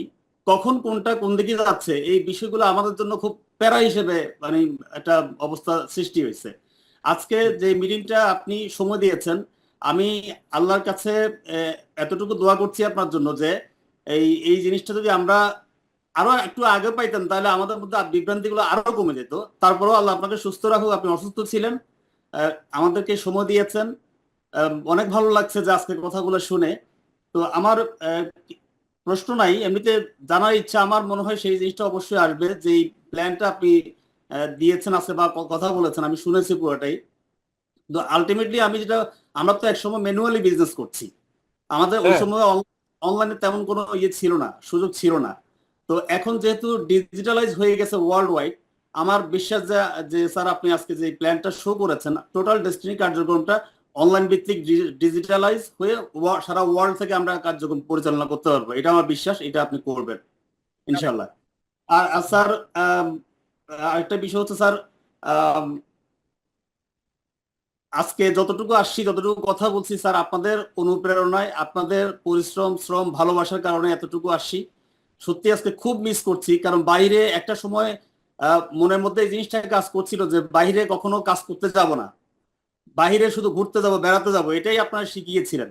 কিন্তু আজকে আমাদেরকে কাজ করার জন্য বাইরে থাকতে হয়। এটা আমাদেরকে খুব কষ্ট দিচ্ছে। আমরা দেশকে খুব মিস করছি, সবাইকে মিস করছি। স্যার আপনারা এখন বাইরে আছেন, এখন আমার রিকোয়েস্ট হচ্ছে স্যার, যেহেতু আপনি বাইরে আছেন, আমাদের চেয়ারম্যান স্যার বাইরে আছেন, নিঃসন্দেহে আমরা খুব তাড়াতাড়ি ভালো একটা কিছু আমরা চাই, খুব তাড়াতাড়ি একটা ভালো কিছু পাবো ইনশাআল্লাহ। স্যার আপনাদেরকে অনেক ধন্যবাদ। এবং স্যার মাঝে মাঝে আমাদেরকে একটু সময় দিয়ে, অনলাইনে হলে সুবিধা কি আমরা অ্যাটেন্ড করতে পারি, অফলাইনে হলে সে পারি না, এতটুকু স্যার। জয়নব আক্তারের দেন। জি স্যার, আসসালামু আলাইকুম। পিএইচডি মনে হয় না, একজন নারীকে দেওয়া উচিত সেই জন্য দেন। জয়নব আক্তারের দেন, সময় না থাকলে পরে আবার এই যে আমার এখানে দেখা যাচ্ছে বামে, এই যে জয়নব আক্তারের দেন, আমার এখানে বামে দেখা যাচ্ছে ওনাকে। জনাব আক্তার, আপনি ওই যে ক্লিক করে আপনি ক্লিক করে ইয়ে নেন, আনমিউট করে নেন। আসসালামু আলাইকুম ওয়ালাইকুম সালাম। স্যার। আসসালামু আলাইকুম ওয়ালাইকুম সালাম, বলেন। স্যার, আজকে অনলাইনে আপনার এই প্রোগ্রামটা দেখে খুবই আমরা সবাই এই প্ল্যানটার অপেক্ষায় ছিলাম। খুবই ভালো লাগতেছে নতুন প্ল্যান পাইয়া।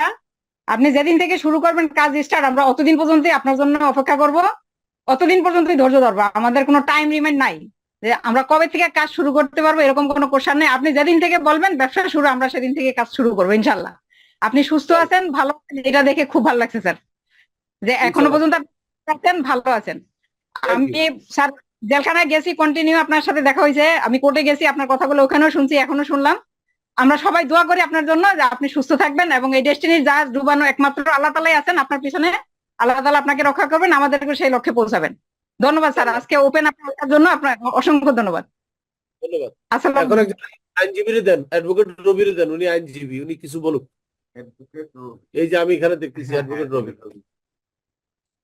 অ্যাডভোকেট রবি, আপনি ওপেন করেন। আসসালামু আলাইকুম। সালাম। আমি স্যারের সাথে সুযোগ হয়েছিল পিজি হসপিটালে, তিনি যখন ছিলেন তখন ওনার সাথে দেখা করেছিলাম, ওনার সাথে আমি কথা বলেছি। পাশাপাশি আমি পলিটিক্যাল কারণেও জেলে গিয়েছি, ওখানেও ওনার সাথে কথা হয়েছে অনেকবার।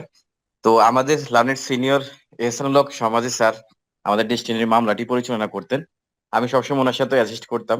আলহামদুলিল্লাহ রফিউল আমিন স্যারকে আমরা আবার পুনরায় আমাদের মাঝে পেয়ে আমরা গর্বিত। আমার গর্ব আরেকটা জায়গায় এই কারণে যে উনি হচ্ছে আমার একেবারে জন্মলগ্ন, যেখান থেকে নোয়াখালী থেকে, উনি আমার হাতিয়ার বাড়ি, তো সেই হিসেবে উনি আমাদের আত্মার আত্মীয়। তো আমরা চাই যে ইনশাআল্লাহ আমরা আবার একসাথে ডেস্টিনিতে আমরা যেভাবে আগে কাজ করেছি আমরা সেভাবে আবার কাজ শুরু করবো ইনশাআল্লাহ। স্যারের জন্য শুভকামনা, ডেস্টিনির সবার জন্য শুভকামনা। ধন্যবাদ। Thank you. এবার ইটালি থেকে সাইফুল আছে, সাইফুলে দেন। ইটালি সাইফুল ওপেন করেন, আপনি আনমিউট করেন। Italy Saiful, Italy Saiful unmute করেন আপনি, নাকি আপনাকে আনমিউট করতে হবে আমাকে, কোনটা? ইত্যাদি সাইকেল, হ্যাঁ দিচ্ছি, হ্যাঁ এই যে ইত্যাদি সাইকেল, আনমিউট করে দেন। হ্যাঁ দিচ্ছি। আনমিউট, হ্যাঁ বলেন সাইফুল, বলেন। আসসালামু আলাইকুম স্যার। আপনার এখন টাইম কত ইটালিতে? আমার এখানে স্যার 11টা, 11:15। ওকে, বলেন, আপনি বলেন। জি স্যার, আসলে অনেকে মেসেজ করতেছে, এই দীর্ঘ 13 বছর স্যার অনেক প্রবাসী স্যার এই ডেস্টিনিতে আছে এবং থাকবে ইনশাল্লাহ। তো এখন প্রবাসীদের উপলক্ষে কিছু বলেন স্যার। ব্যবসা শুরু হচ্ছে আর কি। কারণ প্রবাসীরা তো মনে করো আরো বেশি কিছু আশা করে। আচ্ছা, আপনারা তাহলে প্রবাসীরা একদিন একটা জুমে একত্র হন, সব প্রবাসীরা, সেদিন আমি আসবো না, এটা আলাদা জুম করেন শুধু প্রবাসী নিয়ে। আচ্ছা, নেক্সট ঠিক আছে। আসেন মনিরুল হক সাহেব। আমাদের মনে থ্যাংক ইউ হয় স্যার। আসসালামু আলাইকুম। আমার মনে হয় মনিরুল হক খুলনার পিএইচডি, আমার ধারণা। মনিরুল হক বলেন, আনমিউট করেন। আসসালামু আলাইকুম ওয়া রাহমাতুল্লাহি ওয়া বারাকাতুহু। স্যার, আমাকে কি শোনা যাচ্ছে? শোনা যাচ্ছে।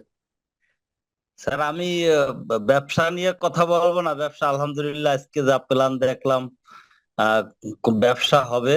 স্যার আপনি একটু স্যার পরিশ্রমটা আর একটু কমাই দেবেন, এটা আমার রিকোয়েস্ট। যেহেতু স্যার আপনার 2বার অপারেশন হয়েছে, এই জিনিসটাই স্যার আমার রিকোয়েস্ট, যে আপনি একটু শ্রমটা কমাই দেবেন। দরকার বোধে আরো 2জন পিএস রাখেন স্যার, তাদেরকে গাইডলাইন দেবেন, তারা অনেক কাজগুলো তারা করবে আর কি। আচ্ছা, থ্যাংক ইউ মনির। ঠিক আছে, ডাইরেক্ট স্যার আপনি এভাবে শ্রম দেওয়াটা এটাই আমার রিকোয়েস্ট। আমি আচ্ছা ঠিক আছে মনির, ঠিক আছে, থ্যাংক ইউ। জুলফিকার সাহেব এটাই দেন, স্যার। এই যে আসসালামু আলাইকুম রহমতুল্লাহ। খুলনা দিচ্ছি, খুলনা জুলফিকার সাহেব, জুলফিকার সাহেব বলেন খুলনা থেকে। হ্যাঁ দিচ্ছি। আসসালামু আলাইকুম স্যার। সালাম। স্যার আলহামদুলিল্লাহ, আমরা 13 বছর ধরে স্বপ্ন দেখতাম আপনার সাথে আবারও মিটিং করব, বিজনেস করব। তো এই স্বপ্নটা আজকে আবারও বাস্তবায়ন হলো। আমরা সবাই দেখতেছি আপনাকে, আপনার কথা শুনলাম, আপনি বলছেন, আপনি আমাদেরকে একটা গাইডলাইনও দিলেন। আলহামদুলিল্লাহ, বিজনেসটি অনেক বড় দিকে যাবে আমরা বিশ্বাস করি। এই ব্যবসাটি করার জন্য সামনের দিনে অনেক গাইডলাইনের প্রয়োজন পড়বে। সেটার অপেক্ষায় থাকলাম আপনার গাইডলাইনের।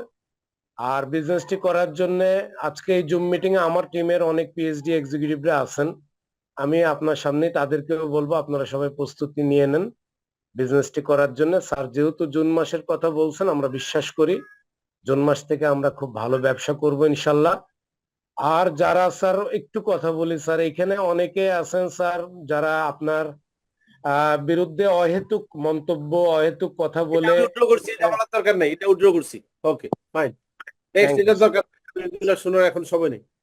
আচ্ছা, Okay, sir. এখানে সোহেল রানা দেন, বিদেশে সোহেল রানা দেন। জি, আসসালামু আলাইকুম। দক্ষিণ এশিয়া শ্রেষ্ঠ নেটওয়ার্কার জনাব মোহাম্মদ রফিকুল আমিন। আমার দুইজন শ্রদ্ধা আপলাইন, আব্দুল্লাহ আল মামুন, সিরাজুল মুনির, আপনাদেরকে অনেক ধন্যবাদ। খুব ভালো লাগলো অনেকদিন পর আপনাকে দেখে। আমিন ভাই, আমার দুইটা প্রশ্ন। এক নাম্বার হচ্ছে জয়নিংটা কি আরো ইজি করা যায় কিনা। আমার কাছে যেটা মনে হয়েছে জয়নিংটা একটু কঠিন। যদি এটা মোবাইলে আনা যেত, আমাদের জয়নিং জন্য আমরা যে কোনো জায়গা থেকে কাজটা করতে পারতাম। এটা একটু ভেবে দেখবেন। আর দুই নম্বর বিষয় মোবাইলে হচ্ছে, এই রাখেন, থামেন আপনি, এটা তো মোবাইলে আছে, অ্যাপস আছে তো। আপনি তো আমার সফটওয়্যার, আমি কিন্তু সফটওয়্যার নিয়ে, সরি আমি এই জন্য আপনারা বুঝতে পারেন নাই, আমি কিন্তু সফটওয়্যার নিয়ে একটা এপিসোড মানে একটা স্টেপও বলি নাই। ঠিক আছে, আমি চেষ্টা করব আগামী এপিসোডে আপনাদের সাথে শুরু করা হবে সফটওয়্যারটা কি। আমাদের অ্যাপস তৈরি করা আছে, একদম মোবাইল ফোন থেকে করা যাবে। এটা রোরা আরডিসি অ্যাপস তৈরি করা আছে, অ্যাপস ডাউনলোড করবেন আর অ্যাপস এর মাধ্যমে কাজ করবেন। জি থ্যাংক ইউ। আরেকটা প্রশ্ন ছিল আমিন ভাই, সেটা হচ্ছে যে D2K অ্যাসোসিয়েটস যেটা আছে আমাদের, এটা কি আমাদের মেন D2K এর অংশ কিনা বা মাল্টিপারপাসের কোনো অংশ হবে কিনা। আর এটা উত্তর দেওয়ার আগে আরেকটা বিষয় খালি একটু বলিনি। এটা সোহেলরানা ফেজ 4 এটা নিয়ে আলোচনা করার কথা। আমরা আজকে লাস্ট কোশ্চেনটা গুরু, সেটা হচ্ছে আপনার একটা ট্রেনিং করছিলাম, ট্রেনিং এ আপনি বলছিলেন যে কইলে মায়ের খাই, না কইলে বাপ কুত্তা খাই। তো এই ট্রেনিংটা আমি অনেকবার দেখছি, খুব ভালো লাগে বিষয়টা। তো এটা একটা অর্থে আপনারা ইউজ করছিলেন। তো আমাদের যে দ্বন্দ্বটা এখন এর মধ্যে আছে, আমরা কোনো দিকে কোনো কিছু বলতে পারি না, আমাদেরকে অনেক রকম প্রশ্ন করে, অনেক বিষয় আছে। তো এইটা কত দ্রুত একটু সমাধানের দিকে নিয়ে আসা যায়, এই বিষয়টা একটু দেখবেন, কারণ আমরা অনেক কনফিউজ, আমরা কোনো উত্তর দিতে পারি না যে আপনি আপনার দিক থেকে কোনো কথা। ঠিক আছে, দেখবো। নেক্সট আসেন ইঞ্জিনিয়ার শহীদ আছে এখানে, সে তো ডায়মন্ড। ঠিক আছে, সে শহীদ পিএইচডি হিসাবে আসছে। দেন ইঞ্জিনিয়ার শহীদ, আপনি ওপেন করেন। তার অনুকূল সেন্টার, সে কিন্তু পিএইচডি, তাই না? সুবিধা হলো এটা। হ্যাঁ স্যার আসসালামু সরাসরি স্যার মিস করলাম। ওই সকালবেলা রাস্তার পরিস্থিতি খারাপ থাকার কারণে আমার কিছু অফিসিয়াল কাজ ছিল, যে কারণে আমি আজকে সরাসরি আর অ্যাটেন্ড করতে পারলাম না। যাই হোক, সকলকে অসংখ্য ধন্যবাদ এবং অভিনন্দন জানাচ্ছি যারা অংশগ্রহণ করলেন। তো আশা করি স্যারের বক্তব্য আমি শুনছি, এতে আমি অনলাইনে ছিলাম বেশিরভাগ সময়। তো ইনশাল্লাহ আমাদের যে বিষয়গুলো ছিল, আসলে আমরা আমাদের জায়গা থেকে যে কার্যক্রম করছি, যারা আমাদেরকে শুনতে চায় নাই তারাই কনফিউশন আছে। আর যারা আমাদেরকে শোনার মানসিকতা রাখে তারা একেবারে ট্রান্সপারেন্ট হবে, এটাই আমাদের বিশ্বাস। এবং এই বিশ্বাস নিয়ে আমরা লং টাইম ধরে এই কাজটা করছি। স্যারের এই টোটাল আলোচনা আজকে যেটা আমি আশা করি সকল পিএইচডি যারাই আজকে অংশগ্রহণ করছে, আমার মনে হয় আজকের পর থেকে আর তাদের কোনো মানে কনফিউশন থাকার সুযোগ নাই। তো আমরা এই একটা অভিন্ন লক্ষ্যেই কিন্তু এই যুদ্ধটা আমরা করেছি, কারণ আমরা শুধু কাজ করছি এটা কিন্তু তা নয়, তবে এটা যুদ্ধও করছি। এই যুদ্ধের কাহিনী আমরা সফল হওয়ার পরে সফলতার স্টেজে বলবো, এখন নয়। তো ইনশাল্লাহ আমি এটাই বক্তব্য, আমি সবাইকে আসলে মিস করছি সরাসরি, সেই কারণে আমার আজকে আসা। তো থ্যাংক ইউ আমাকে সুযোগ দেওয়ার জন্য স্যার, আপনাকে অসংখ্য ধন্যবাদ। ওকে, ঠিক আছে, থ্যাংক ইউ। এখন আসেন আরেকজন দেখতেছি, রাখেন উপরে থেকে, PhD MH Rana. PhD MH Rana আমার পরিচিত মনে হচ্ছে, চিনি তারা, আমি চিনি। হ্যাঁ, আসসালামু আলাইকুম রহমতুল্লাহ। হ্যাঁ জি স্যার, আমি আমার পরিচয় নতুন করে দিচ্ছি না, কারণ ডেস্টিনি সোশ্যাল মিডিয়া ফোরাম বা ডেস্টিনি গো ডায়মন্ড যত টিম আছে, এটার সেন্ট্রাল যে ডেস্টিনি সোশ্যাল মিডিয়া ফোরাম, এটা আমার হাতে হয়েছিল। যাই হোক, এগুলার আলোচনা করতেছি না। এখন আমি একটা পয়েন্ট স্যার কথা বলবো। সেটা হচ্ছে আপনার এখানে দুইটা গ্রুপে আছে। একটা গ্রুপ হলো ডিটুকে অ্যাসোসিয়েট বা যারা ওইটা নিয়ে অনেক কথা বলে, আর আরেকটা গ্রুপ হলো যারা কাজ শুরু করতে যাচ্ছে। তো তাদের অ্যাক্টিভিটি গুলো অনলাইনে কাদা ছুড়ি হয়, এই কাদা ছুড়াছুড়িটা যেন না হয়, এটা আপনার পক্ষ থেকে একটু বলে দেবেন স্যার, যেন সাধারণ আচ্ছা, আমি চেষ্টা সাধারণ করছি। স্যার। ঠিক আছে, আমি তো বলে দেবো। জামশেদ আলী পিএইচডি, জামশেদ আলী। হ্যাঁ বলেন, জামশেদ আলী পিএইচডি বলেন। আসসালামু আলাইকুম স্যার, আপনাকে অনেক আসসালাম। ধন্যবাদ। আপনি হচ্ছেন আসলে হ্যামেলিনের বাসিয়ালা। আপনার সুরে আসলে মানে বাসির সুরে আমরা মোটিভেট হই, এবং সত্যি আজকে প্রোগ্রামটা থেকে অনেক মজা পেলাম এবং অনেক আপনি স্বপ্ন দেখাচ্ছিলেন এবং ওই স্বপ্নগুলো আবার জাগালাম। মানে দীর্ঘ 13 বছর আমরা আসলে নিঃশেষ এবং নিপীড়িত, বিভিন্নভাবে ক্ষতিগ্রস্ত। আমি চাঁপাইনবাবগঞ্জ বলছিলাম, মোহাম্মদ জামশেদ আলী। তো আমি জাস্ট যে জিনিসটা বলতে চাচ্ছিলাম আপনার কাছ থেকে, যে আমরা যেহেতু ড্রিমার, আমরা আমাদের গতি যেহেতু অনেক স্ট্রং, আমরা চ্যালেঞ্জিং মানুষ, সেক্ষেত্রে আপনাকে স্যার আমরা যত তাড়াতাড়ি সিও এবং এমডি হিসেবে পাবো, তত আমাদের কাজের গতিটা স্যার বাড়বে। এক্ষেত্রে আমি আমার বোর্ডের যারা পরিচালক আছে, আমাদের সিরাজি মনির স্যার, তাদের প্রতি আমার দৃষ্টি থাকবে আপনার মাধ্যমে, যে দ্রুত এই বোর্ড মিটিং করে আমাদের স্যারকে এমডি এবং সিও পদে আনার জন্য আমি আপনার মাধ্যমে এটা আবেদন করছি সিরাজি মনির স্যারকে। আর পাশাপাশি 2 নম্বর যেটা চাচ্ছি আপনার কাছ থেকে মেসেজ, যে আমরা স্যার বিনিয়োগকারী হিসাবে স্যার যদি আপনি কিছু একটা আমাদের মানে লাস্ট একটা বানিয়ে দিতেন, তাহলে আমরা তাদেরকে অন্ধভাবে বুঝ দিতে পারতাম। আসসালামু আলাইকুম। বিনিয়োগকারীদের কাছে উদ্দেশ্য হচ্ছে বিনিয়োগকারীদের টাকা দেওয়ার মতো সক্ষমতা ডেস্টিনি গ্রুপের আছে, বুঝছেন? বিভ্রান্ত হেন না, আমাদের কাছে আপনাদের টাকা ফেরত দেওয়ার মতো সক্ষমতা না, শুধু আরো বেশি আছে। কিন্তু আমরা আইনি জটিলতার জন্য দিতে পারতেছি না। সেই আইনি জটিলতা হচ্ছে কোর্ট যখন রায় দিয়েছে, কোর্ট মিস করে গেছে, আমি এভাবে বলবো মিস করে গেছে আমাদেরকে নির্দেশ দিতে যে তোমরা বিনিয়োগকারীদের টাকা ফেরত দাও, এটা অর্ডার দেয়নি। না দেয়াতে কোর্ট যে কাজটা করছে সেটা হচ্ছে আমাদের ব্যাংক অ্যাকাউন্টও খুলতে ভুলে গেছে, আমাদের সম্পত্তি ফেরত দিতে ভুলে গেছে। কারণ যদি ওই শব্দটা উচ্চারণ করতো, তাহলে কোর্ট বলতো এখন থেকে কোর্টের সমস্ত তাদের অ্যাকাউন্ট খুলে দিলাম এবং তাদের সম্পত্তি ফেরত দিলাম এবং তাদেরকে নির্দেশ দিলাম এতদিনের মধ্যে সমস্ত লোকের টাকা ফেরত দাও। এই ধরনের নির্দেশ কোর্ট না দেওয়াতে এখন আমাদেরকে যাইতে হবে হাইকোর্টের কাছে, এবং হাইকোর্টের কাছে যাই এই আবেদনটা করতে হবে যে আমাদেরকে একটা নির্দেশনা দেওয়া হোক, আমরা পাবলিকের টাকা দেওয়ার মতো সক্ষমতা আমাদের আছে, মাননীয় আদালত আমাদেরকে একটা অর্ডার দেন। এই অর্ডারটা কিন্তু কোর্ট থেকে না দিয়ে আমরা শুরু করতে পারতেছি না। ঠিক আছে? আচ্ছা, দাঁড়িয়েলা হাত উঠেছেন কে? শাওমি। না, এই যে শাওমি 2305, এটা আর কি হ্যান্ডরাইজ করছে, না এই যে সে হাত ঘুরাইতেছে, এই যে টিপতেছে, এই যে ক্যামেরার সামনে হ্যান্ডরাইজ না করলে আমি পাবো না তাকে। ও হ্যান্ডরাইজ করতে হবে। শাওমি এইভাবে হ্যান্ডরাইজ করলে হবে না, মোবাইলের ভিতরে হ্যান্ডরাইজ, মোবাইলের ভিতরে। আচ্ছা, এখানে সবাই গেছে, আমি দেখি না, আমি জানি না ডোরা ছাড়া, বা ডোরা হলে সুপার অ্যাডমিন, ডোরার হেল্প লাগবেই, ডোরার হেল্প লাগবে। আপনি ইয়ে দেন, সাইফুল আজম মিন্টু, এই যে হাত তুলছে, যে সাইফুল আজম মিন্টু হাত তুলছে, দিয়ে দেন।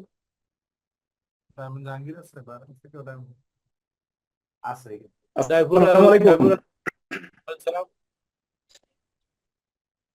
আসসালামু আলাইকুম। বলেন মিন্টু। আসসালামু আলাইকুম। ওয়ালাইকুম সালাম। ওয়ালাইকুম সালাম। যায় না, আপনি কি আমার কথা শুনেন না? স্যার আমি যেমন বলছিলাম, বলেন, শুনতে পাচ্ছি, এখন শুনতে পাচ্ছি স্যার। থ্যাংক ইউ স্যার, আমাকে সুযোগ করে দেওয়ার জন্য আপনাকে অসংখ্য ধন্যবাদ। যে আজকে অনলাইন জুম মিটিং আপনাকে পেয়েছি, এবং বিগত 13 বছর অপেক্ষার যে অপেক্ষায় ছিলাম, সেই আপনাদের জামিনের মধ্য দিয়ে আমাদের এবং আমাদের সম্মানিত ডিস্ট্রিবিউটরদের প্রত্যাশা অনেক বেশি আপনাদের কাছে, এবং সেই প্রত্যাশা অনুযায়ী আজকে আপনি যে মার্কেটিং প্ল্যান অর্থাৎ বিজনেস প্ল্যান নিয়ে কথা বলেছেন, সেটি অনেক বেশি ভালো লেগেছে, এবং আমার মনে হচ্ছে যে আমরা যে প্রত্যাশা করেছিলাম, প্রত্যাশার চেয়েও আমরা অনেক ভালো কিছু পাবো ইনশাআল্লাহ। তো স্যার, আমার পক্ষ থেকে মানে স্পেশাল থ্যাঙ্কস, এবং আমার সকল অ্যাসোসিয়েটস যারা রংপুরে আছেন এবং তাদের পক্ষ থেকে আমরা এতটুকুই বলতে চাই যে আপনার যে বিজনেস প্ল্যানটা, এটা অত্যন্ত ভালো লেগেছে, এবং আমাদের সেই মানে ক্ষতি পুষিয়ে নিতে পারবো, এবং পাশাপাশি আমরা ভালো একটা ক্যারিয়ার করতে পারবো ইনশাআল্লাহ স্যার। Okay, thank you. Suman PhD Rajshahi থেকে, এটা ওপেন করে দেন। আচ্ছা, ঠিক আছে। সুমন পিএইচডি রাজশাহী। স্যার, ওই যে হুজুর কাতার থেকে বলছিল সে প্রোগ্রাম দেখছে, সে নেগেটিভ ছিল, আজকে সে খুবই পজিটিভ, সে টাকা আচ্ছা আলহামদুলিল্লাহ আলহামদুলিল্লাহ। হ্যাঁ এখন ঠিক আছে, সুমন আফসোস পিএইচডি স্যার। রাজশাহী থেকে 1 নম্বর আছে, দেখেন 1 নম্বরে আছে, সে লিস্টের উপরে একদম উপরে আছে, MWR সুমন পিএইচডি সুমন রাজশাহী। রাজশাহী, হ্যাঁ সুমন রাজশাহী। এটা ওপেন করে দেন। না এটা রাজশাহী, এই যে আমি এই দেখতেছি যে এখানে আছে তো, এই যে আমার এখানে দেখাচ্ছে। আচ্ছা আমি খুলে দিতে পারি কিনা দেখি। না আপনি পারবেন না। আচ্ছা তাহলে এটা এই যে লেখা MWR সুমন ব্র্যাকেটে আচ্ছা, পিএইচডি হ্যাঁ, রাজশাহী। yes, হ্যাঁ খুলে দেন, এটা 1 নম্বরে আছে সিরিয়াল। খুলে দেন। আসসালামু আলাইকুম সালাম। স্যার, ধন্যবাদ। আজকে প্ল্যানটা দেখলাম আপনার, মানে শুনলাম, খুব ভালো লাগছে যে অনেক দিন পরে। আমার আপলাইন হচ্ছে আব্দুল্লাহ আল মামুন, সিরাজুল মনির, এবং আমার যে মেন্টর সোহেল রানা পিএইচডি, উনি নিউ ইয়র্ক থেকে কথা বললেন। তো ইনশাল্লাহ মানে খুবই মানে আশার দিক দেখছি আর কি আজকে এই প্ল্যানটা নিয়ে। আমরা যত কিছুই বিভ্রান্তির মধ্যে ছিলাম, ইনশাল্লাহ আজকে সবকিছু ওপেন হয়ে গেল। ইনশাল্লাহ ভালো কিছু হবে। আল্লাহ আপনাকে সুস্থতা দান করুন, এই বলে আমি শেষ করছি। আসসালামু আলাইকুম। হ্যাঁ এবার দেন কাজী বাবু, দেন পিএইচডি নওগাঁ, এই যে সিরিয়াল লেখে আইছে কাজী বাবু নওগাঁ পিএইচডি। কাজী বাবু। এরপর আর 2 জন নেবো, আর নেবো না, 2 জন নেবো বলে দিই। স্যার আমাকে একটু দেন। হ্যাঁ বলেন কাজী বাবু বলেন। কাজী বাবুর খুলে স্যার আসসালামু আলাইকুম। সালাম। স্যার আপনাকে দেখে অনেক ভালো লাগছে। আমি নওগাঁ থেকে, আমি সত্যি খুব এক্সাইটেড আপনার সাথে কথা বলতে পেরে। আর সিরাজুল মনির ভাইকে এবং মামুন ভাইকে অনেক শুভেচ্ছা সালাম। স্যার দোয়া করবেন, আপনি ভালো থাকেন। আমার ওই পিএইচডি উনি একজন বললেন যে আপনার নিরাপত্তা, আপনার শারীরিক সুস্থতাটা বেশি জরুরি। আসলে আজকে আপনার এই কথাটা আমি কোনো প্রশ্ন করতে আসলে হ্যান্ড রাইজ করি নাই। আমি এই কথাটাই বলার জন্য যে আমরা যে ভুলের মধ্যে আমাদেরকে রাখা হয়েছিল, বা অনেক অনেক অনেক রকম কথা ছিল, সেই কথাগুলো একদম স্ট্রেট কাট যে কথাগুলো আপনি বললেন সত্যগুলো, সেটা সত্যি সবার জন্য খুব দরকার ছিল। আজকে 300 জন পিএইচডি আমরা যারা আছি নিয়ার অ্যাবাউট, সবার জন্য একটা অন্যরকম একটা গাইডলাইন। আমি মানে মন থেকে চাচ্ছি স্যার, মানে ডেস্টিনি যা যা ডেস্টিনির সাথে হয়েছে, সারা বাংলাদেশের মানুষ তার জবাব দেখবে ইনশাল্লাহ। স্যার ভালো থাকবেন, আসসালামু আলাইকুম। Thank you. তাহলে আমরা এখানে শেষ করছি, আর সময় নেই, 4:30 বাজে। এরপর আমার বাসায় যেতে ওই ইফতারি করতে হবে। সবাই ভালো থাকেন এবং মাহে রমজানের শুভেচ্ছা। এর আগে ঈদের আগে আপনাদের সাথে অনলাইনে বিভিন্ন ফোরামে আসবো। আপনারা যারা বিদেশে আছেন তারা একটা ইয়ে করেন, জুম গ্রুপ করেন, করে আমার জানান। থ্যাংক ইউ, আল্লাহ হাফেজ।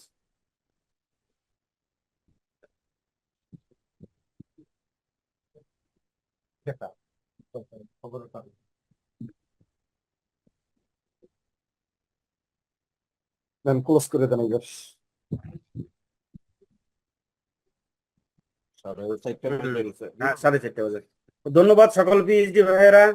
ইনশাল্লাহ নেক্সট আমাদের যে মিটিংটা আবার হবে, স্যারের কাছ থেকে শিডিউল নিয়ে আমরা জানিয়ে দেব। ইনশাল্লাহ সবাই ভালো থাকেন, সুস্থ থাকেন, আমাদের জন্য দোয়া করেন যেন আমরা খুব শীঘ্রই ইনশাল্লাহ আমরা আমাদের বিজনেস শুরু করে দিতে পারি। সকলেই ভালো থাকবেন, সুস্থ থাকবেন। আল্লাহ হাফেজ। সবার জন্য শুভকামনা।